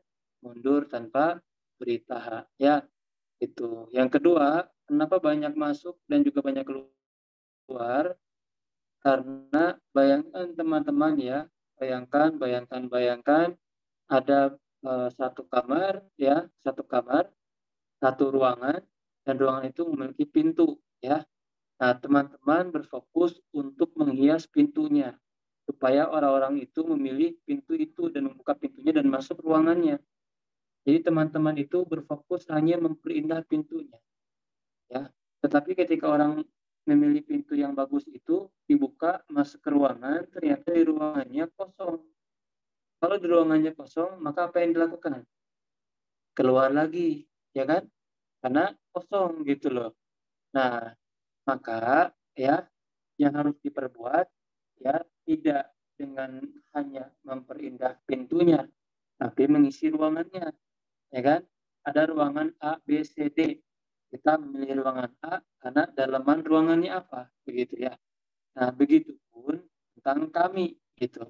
Ketika DM1 biasanya ya kita memperindah DM1-nya, ya enggak? Ada kegiatan memanah misalnya dapetin pengalaman, sertifikat, materinya keren-keren, ya pengisinya plasma dan sebagainya keren. Kita menghias pintunya saja gitu. Nah, harusnya yang kita tunjukkan bukanlah menghias pintunya, tapi isi ruangannya.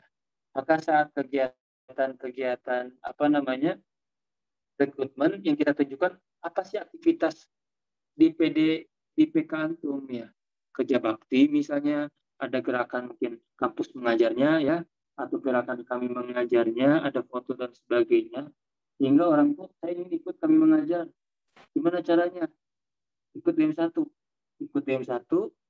ya, ikut MK-nya pembekalan, lalu kemudian kepada amal-amalnya. Dan terakhir, kenapa orang itu kemudian terkena penyakit muntaber? Karena manajemen MK-nya tidak rapi ya, bahwa kita harus perhatikan MK host adalah coaching ya, coaching klinik, mentoring. Kalau MK klasikal adalah bentuk kelas sekolahnya gitu kan. Nah, teman-teman sekalian, kalau kita bentuk sekolahnya MK klasikal dan MK host harus saling berhubungan, jangan saling menafikan ya. MK klasikal pendalaman MK hostnya dan sebaliknya. Nah, dan yang namanya sekolah, kapan mulai, kapan lulus? Ya, sekarang pertanyaannya ketika kita melaksanakan MK buat AB1, apakah kita sudah men-schedule dengan baik, kapan mulai, kapan selesai? Ya, jangan begini ya, Rido ya, ini mah pengalaman gitu biasanya. MK1 ikut materi misalnya tentang Marifatul Rasul, misalnya ya. Nah, kemudian Marifatul Insan, atau kemudian tentang Udzul Fikri. Lalu ada DM1 lagi, materi MK1-nya ngulang lagi, ya terus aja gitu kan, jadi nggak ada ujungnya. Harusnya ya ketika DM1 lalu ada AB1-nya atau yang siap menjadi AB1-nya, dia angkatan pertama meskipun 10 orang selesaikan ya MK1-nya gitu kan. Nah, lalu ada lagi misalnya DM1 di bulan September, lalu ada lagi DM1 di bulan November ya. Nah, dia angkatan kedua, buatlah MK sesuai dengan angkatannya, jadwalnya dipisahkan gitu loh. Jadi kapan selesai, kapan mulai, kapan selesai. Jangan yang September ini dimulai, habis satunya udah jalan 3 bulan,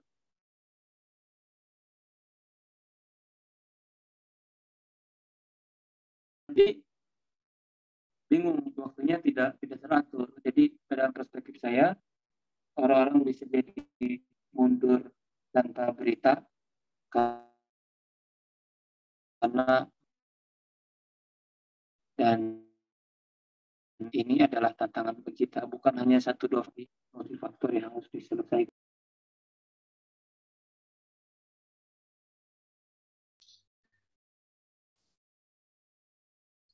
Moderatornya hilang ya. Oke, langsung aja. Syukron Kang atas jawabannya. Berarti yang apa namanya, untuk pertanyaan saya, jawaban yang pertama itu tidak mesti dipermasalahkan secara ya berarti Kang ya, terkait dengan pengkaryaan tersebut. Kemudian yang kedua itu berarti lebih diatur lagi manajemen MK-nya berarti Kang ya, terkait dengan bagaimana biar kita bisa menjaga kader ini, nggak hanya dia masuk gerbang aja, maksudnya DM1 terus hilang gitu. Oke, syukron Kang. Jazakallah. Terima kasih teman-teman Kaltim Kaltara. Bang, ini masih bisa lanjut, Bang? Boleh, satu lagi. Afwan ya buat Subhan. Next, langsung aneh tanyakan ke beliau. Tafadol, Rivaldi, terakhir. Baik, terima kasih moderator. Assalamualaikum warahmatullahi wabarakatuh. Salam. Sehat Bang Rizal. Alhamdulillah. Buka dong. Oke Bang, saya buka dong kameranya. Sabar Bang, kamera saya kurang bagus nih. Oke. Itu kan cocok tuh. Siap. Baik Bang Rizal, terima kasih. Ini pertemuan kita yang online ya Bang, pasca muktamar nih. Terima kasih moderator juga telah menginisiasi kegiatan ini. Saya Bang Rizal mungkin ingin menyampaikan juga beberapa hal-hal penting yang mungkin di kami Gorontalo sempat juga jadi mungkin persoalan ya. Kita nggak akan menyampaikan secara khusus, cuma umum saja. Yang pertama terkait visi kami Bang, terkait misalnya kader-kader pemimpin. Tadi sempat Bunda sudah sampaikan juga, misalnya kita ingin perbaiki manajemen MK dan sebagainya. Tetapi mungkin ada masalah kronis atau masalah yang lebih perlu kita bahas juga Bang. Saya terkait kader-kader kita ingin kita bentuk menjadi kader yang soleh dan juga misalnya berdaya itu. Jadi ingin siap jadi pemimpin. Tetapi stok orang yang membina ini Bang, mungkin bagi kami juga ada kekurangan. Saya juga ingin sedikit minta masukan Bang terkait masalah MK kita. Misalnya MK kita ini Bang, kan misalnya kita yang sudah AB2 ini kan kadang disuruh minta membina yang AB1. Begitupun yang jenjang atasnya. Atau ustadz-ustadz kita yang sudah mumpuni dan sebagainya. Tapi ada permasalahan dari kader-kader yang sering keluhkan kan. Misalnya kita hidup di zaman yang berbeda. Mereka kadang banyak mengatakan juga ilmu-ilmu di luar mungkin luar kami gitu. Yang sering mereka bawa dan diskusi-diskusi. Ada yang mampu tidak bisa dijawab oleh murabi misalnya. Yang ini kadang membuat kader yang sudah bosan dengan lingkaran itu akhirnya merasa ini tidak lagi cocok dan sebagainya. Saya melihat Bang misalnya begini, kadang juga berikan masukan apakah bentuk MK kita ini, MK host khususnya Bang, MK yang bentuknya mentoring ini, apakah metodenya memang harus seperti ini terus Bang? Apakah tidak ada update metode bagaimana di MK host ini ada sedikit juga kita merefleksikan tentang keinginan kader-kader itu. Misalnya mereka maunya beragam kemampuan yang mereka ingin dapatkan di situ. Kadang mereka bilang ini monoton materinya ini terus karena kemampuan yang memberikan materi ya hanya sebatas itu. Itu yang jadi permasalahan Bang sampai saat ini. Kadang kalau kita ingin menyalahkan kenapa kader-kader kita nggak mau jadi pemimpin, menaik ke BEM dan sebagainya, karena mungkin pembinaannya atau orang yang membina ini yang kurang. Bahkan keempat kami juga mengusulkan Bang, misalnya di Gorontalo, kami ingin buat MK host ini Bang seperti kayak ruang kelas misalnya.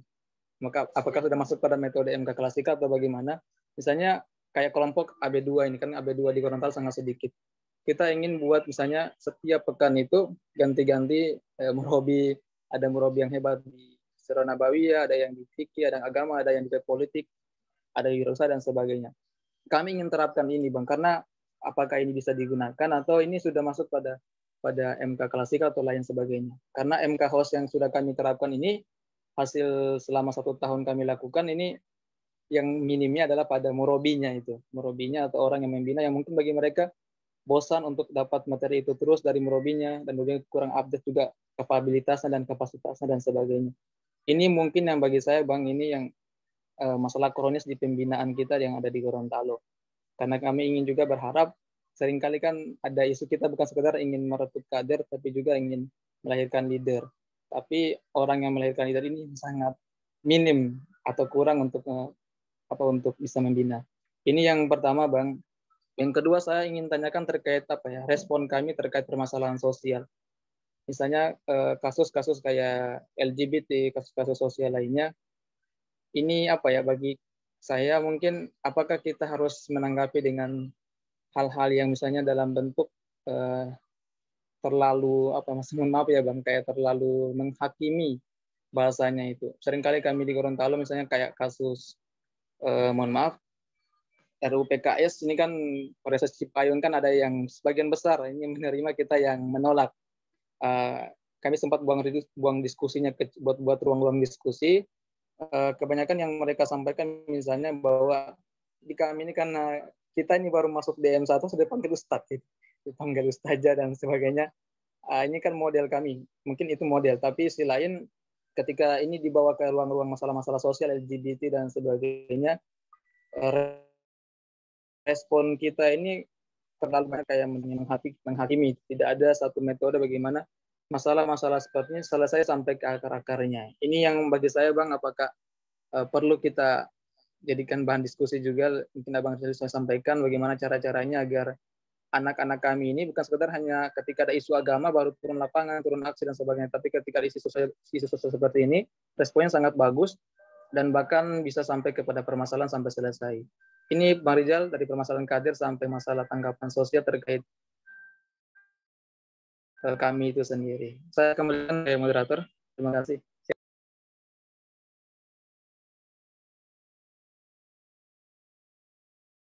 Ya, langsung saja ya. Baik ya, terima kasih Pak Waketum ya yang sudah bertanya ya, memberikan dan menyajikan diskusi yang sangat hangat. Pak Waketum Gorontalo, Arif Ali, pertemuan yang sekian kalinya ya. Alhamdulillah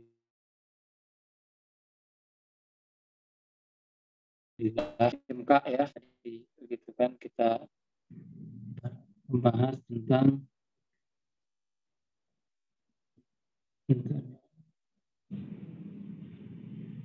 Nah, pertama kita harus tahu teman-teman sekalian, ya ini sebenarnya belum masuk ke dalam materi DPMK ya, tetapi ini adalah materi keilmuan yang saya dapatkan dan saya pelajari ya. Pertama, ketika kita membina, yang kita bina itu adalah para calon pemimpin. Itu dulu ya. Itulah kata-kata kami. Gitu. Yang kita bina adalah para calon-calon pemimpin. Nah, dan para calon-calon pemimpin ini, dia memiliki latar belakang yang berbeda-beda.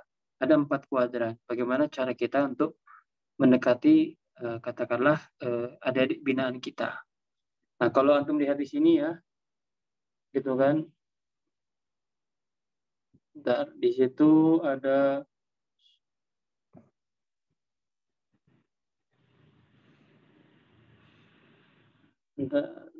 nah, ada kuadran ke sini ya, itu bicara tentang pengetahuan atau kemampuan ya. Di sini adalah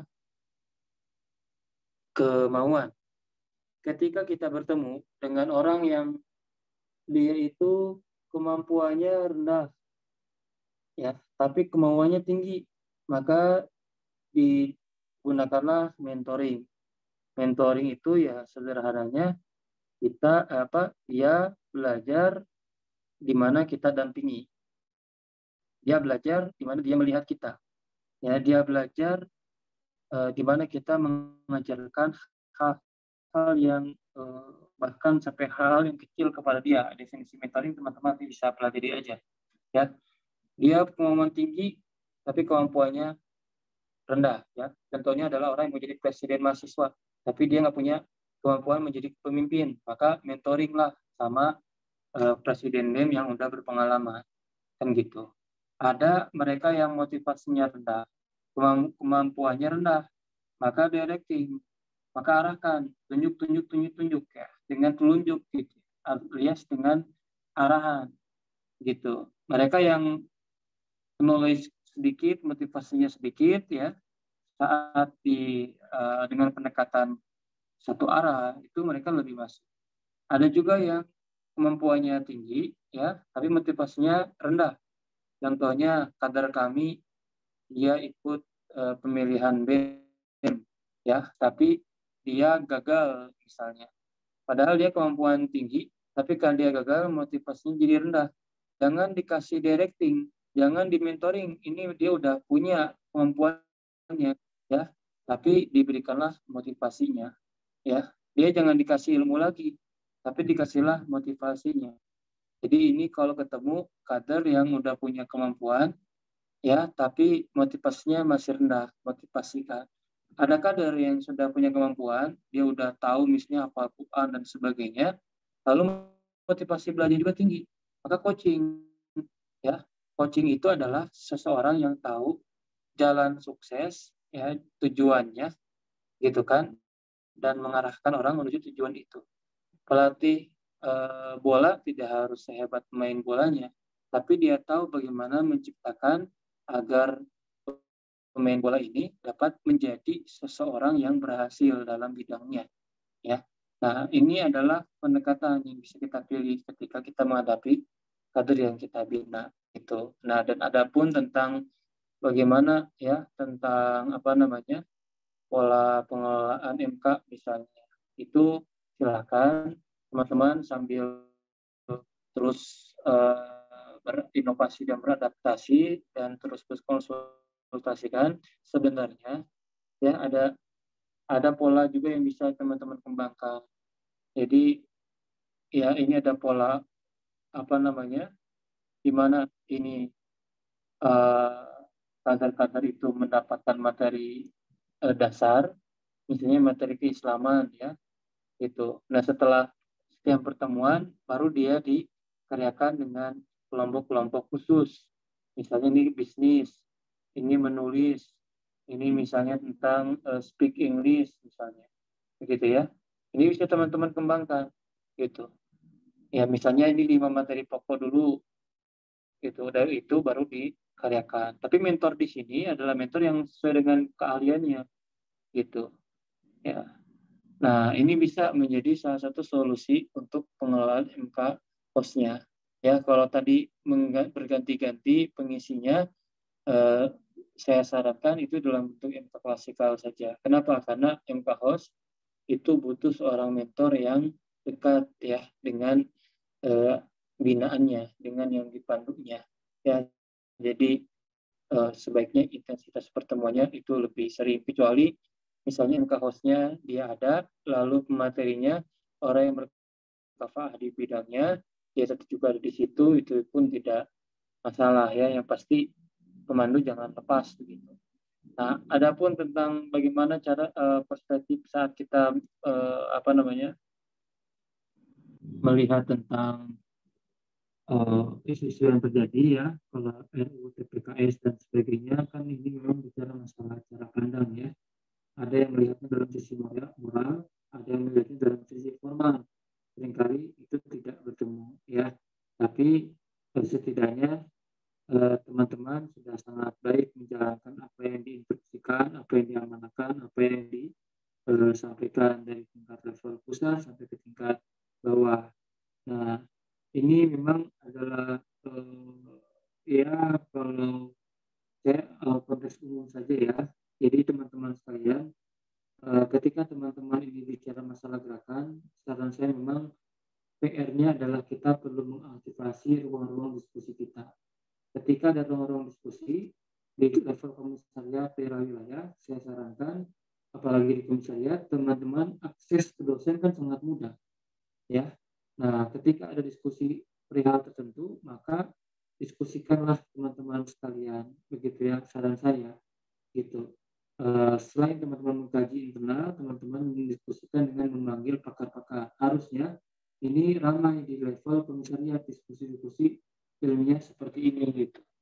Ya, jadi kalau dalam perspektif saya permasalahan yang perlu kita bawa ya, kalau bicara masalah menghakimi, ya memang itu bisa jadi salah satu hal yang kalau terlalu kebablasan ya, itu yang perlu menjadi otokritik buat kita semuanya.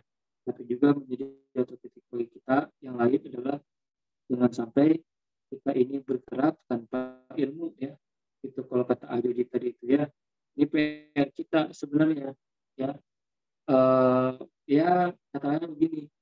Kita misalnya ada gerakan A mengawal orientasi A, tapi kita misalnya berseberangan dengan yang lain B begitu.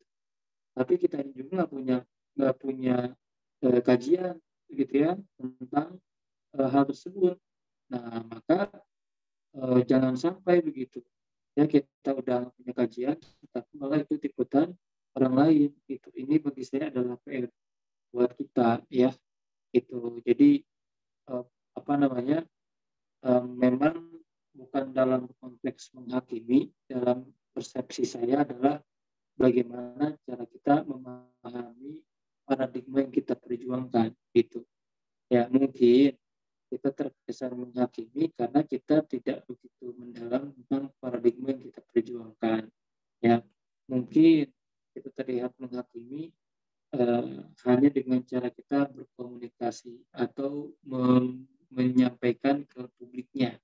Ya, nah padahal paradigma yang kita bawa adalah benar. Ya, gitu. Dan adapun tentang pro dan kontra, saya rasa tidak terlepas dari yang namanya perspektif. Ya, pada tahun 60-an, seorang ilmuwan barat bernama Thomas Kuhn ya menuliskan buku ya tentang paradigma ya, paradigma revolusi, tidak salah, revolusi apa tuh ya, pokoknya Thomas Kuhn lah, dia memberikan atau menunjukkan tentang paradigma ya. Nah seperti halnya beginilah ya, ini terakhir aja.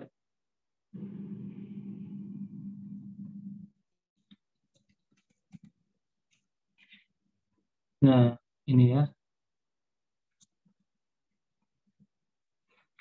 gitu. Ini apakah kelinci atau apakah bebek ya? Kalau kita lihat apakah ini bebek? Ya, ini bebek. Apakah ini kelinci?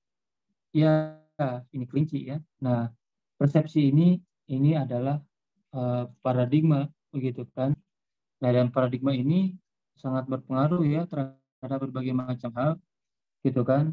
Entah bahan buku yang kita baca, yang kita diskusikan ya, ini mempengaruhi paradigma kita. Tapi seringkali ya kita hanya berbicara tentang bebek dan kelinci ya, yang mana satu sama lain memiliki paradigmanya masing-masing gitu ya. Nah itu aja ya teman-teman sekalian. Jadi kalau kaitan dengan isu, saran saya ketika ada isu tertentu pelajari ya, diskusikan ya, dan bangunlah bersama dengan orang kapasitas diskusinya begitu kan. Kalau toh seringkali ada sikap kita yang berbeda, nikmati saja ya, alias nikmati dulu. Bisa jadi ya disitulah memang asiknya perjuangan. Tetapi kalau toh merasa diri kita begitu menghakimi, jadikanlah itu PR kita untuk kita perbaiki ya. Itu saja mungkin pribadi Pak Ketum ya, yang sudah memantik diskusinya. Mudah-mudahan bermanfaat. Wallahu a'lam bishawab. Saya kembalikan lagi kepada moderator. Assalamualaikum warahmatullahi wabarakatuh.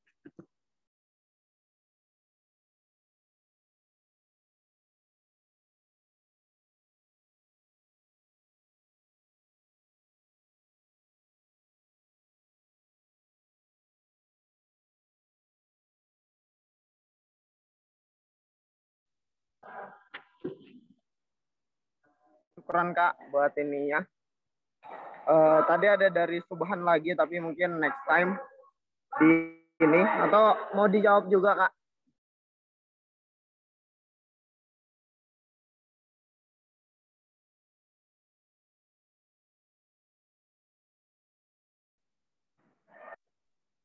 Ya, Mungkin di saya dari sebelum baca dulu ya. Jadi ya Pak Subhan,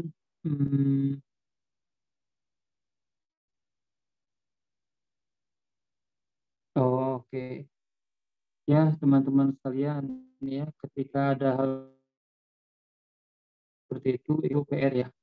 Kalau toh generasi senior itu seperti itu, janganlah itu berulang di generasi kita ya. Nah, bisa jadi ya ada banyak macam faktornya ya yang kalau kita tidak atau belum pernah bertanya kepada yang bersangkutan ya kita tidak bisa juga menerka-nerka ya.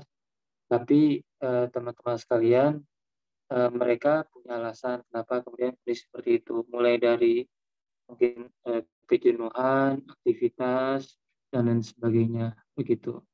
Nah, yang terpenting dalam persepsi saya adalah bagaimana kita mengkondisikan generasi kitanya, begitu ya.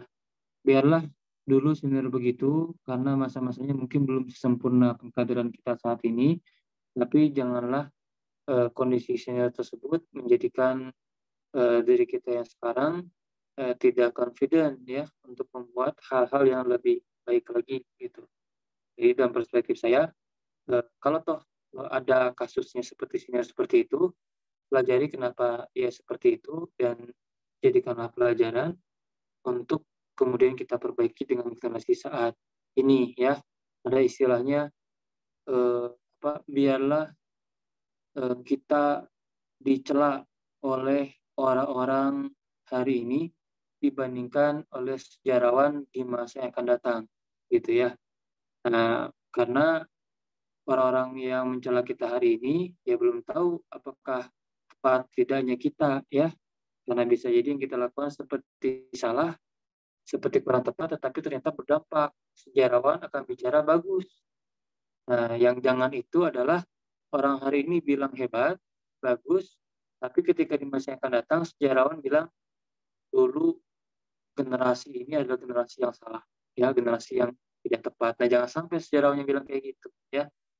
Jadi biarkanlah orang-orang hari ini bicara sebagaimanapun, yang terpenting jangan sampai sejarawan berbicara buruk tentang kita. Ya sederhananya, kalau hari ini kita bicara tentang senior yang seperti itu, maka pantaskanlah kita sebagai junior supaya tidak nanti saat kita jadi senior, junior kita berbicara seperti itu pun terhadap kita. Ya, itu saja. Walau saya kembalikan kepada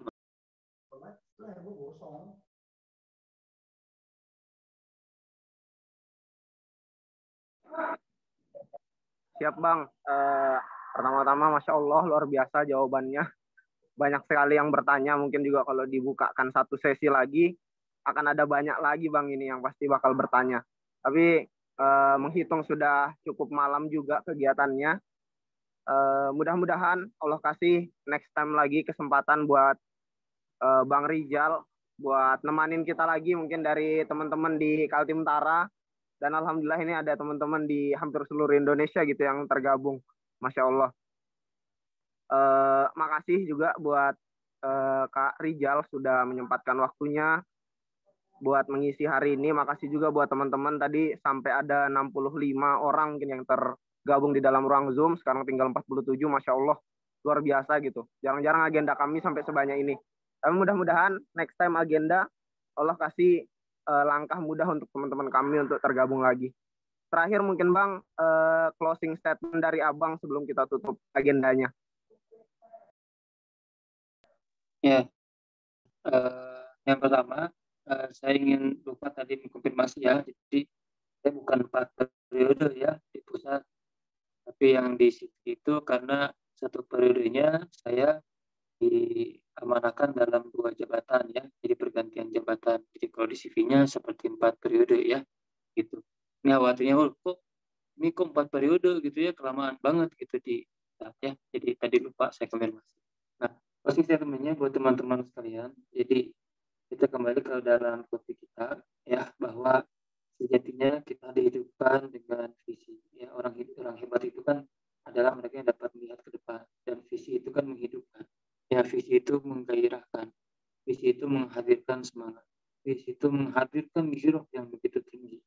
Dan giroh yang dibangun bagi kader-kader kami adalah bahwa kami adalah wadah ruang-ruang untuk menghadirkan kita sebagai seorang pemimpin. Pemimpin bukan untuk hanya menunjuk-nunjuk, tetapi pemimpin adalah mereka yang merangkul, ya. Pemimpin adalah mereka yang lebih dulu memiliki sensitivitasnya. Dan kita yang hari ini berada di kami, lebih dulu dikenalkan kepada realitas. Maka teman-teman sekalian, visi kami itu hujamkanlah menjadi bagian dari visi hidup kita semuanya. Ya, dengan bahasa masing-masing yang sederhana, yang dapat diukur dan dapat teman-teman jalankan. Ya, kita sedang bicara visi, kita sedang bicara misi. Kita bukan sedang bicara tentang dream, kita bukan bicara tentang sesuatu mimpi, bukan. Tapi kita bicara tentang visi, kita bicara tentang misi, yang artinya itu semua dapat kita capai. Teman-teman sekalian, maka marilah kita berproses menjadi seorang pemimpin, berhimpun bareng di sini. Kalau ada yang tanya apa untungnya masuk kami, ya, yang paling terasa di kami adalah kita berhimpun, kita berkumpul, ya, memiliki dan saling bertukar pikiran, ya. Mudah-mudahan yang hari ini malam ini hadir, baik yang bertanya maupun yang dia menyimak, Allah mudahkan rezekinya, Allah mudahkan antum untuk menapaki jalan-jalan keilmuan, dan mudahkan kita kembali bertemu. Kalau hari ini di online, mudah-mudahan nanti bisa offline. Kalau hari ini di dunia, mudah-mudahan pun Allah langgengkan sampai nanti kita ketemu di akhirat di surganya Allah Subhanahu wa taala. Walau alam bisawab, kalau ada salah saya mohon maaf. Kalau ada hal-hal yang bermanfaat, tolong itu dibawa, silakan, karena kebaikan dari Allah, keburukan dari saya. Assalamualaikum warahmatullahi wabarakatuh. Waalaikumsalam warahmatullahi taala wabarakatuh. Masya Allah, subhanallah. Makasih yang sebesar-besarnya buat Bang Rijal, waktu yang luar biasa, kesempatan yang luar biasa, Masya Allah. Mudah-mudahan teman-teman semua selalu dalam lindungan Allah Subhanahu Wa Taala dan diberikan kemudahan-kemudahan dalam rangka menuntut ilmu.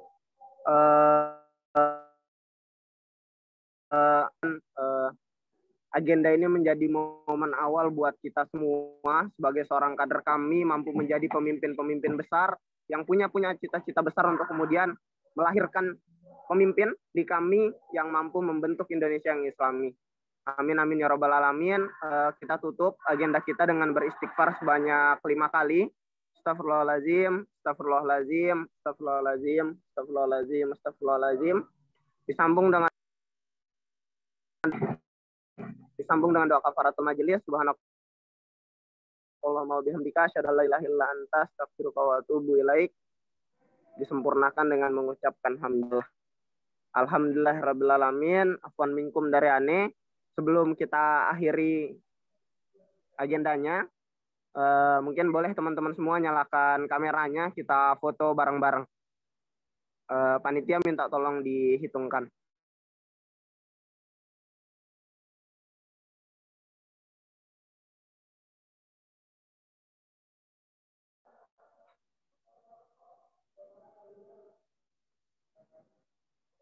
Oke, tafadhol dipasang gaya terbaiknya buat teman-teman semua. 1, 2, 3.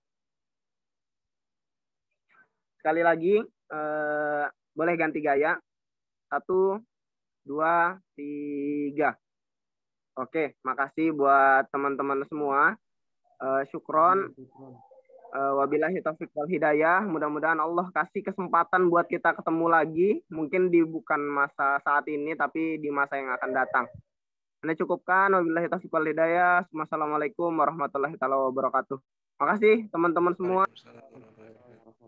Nah,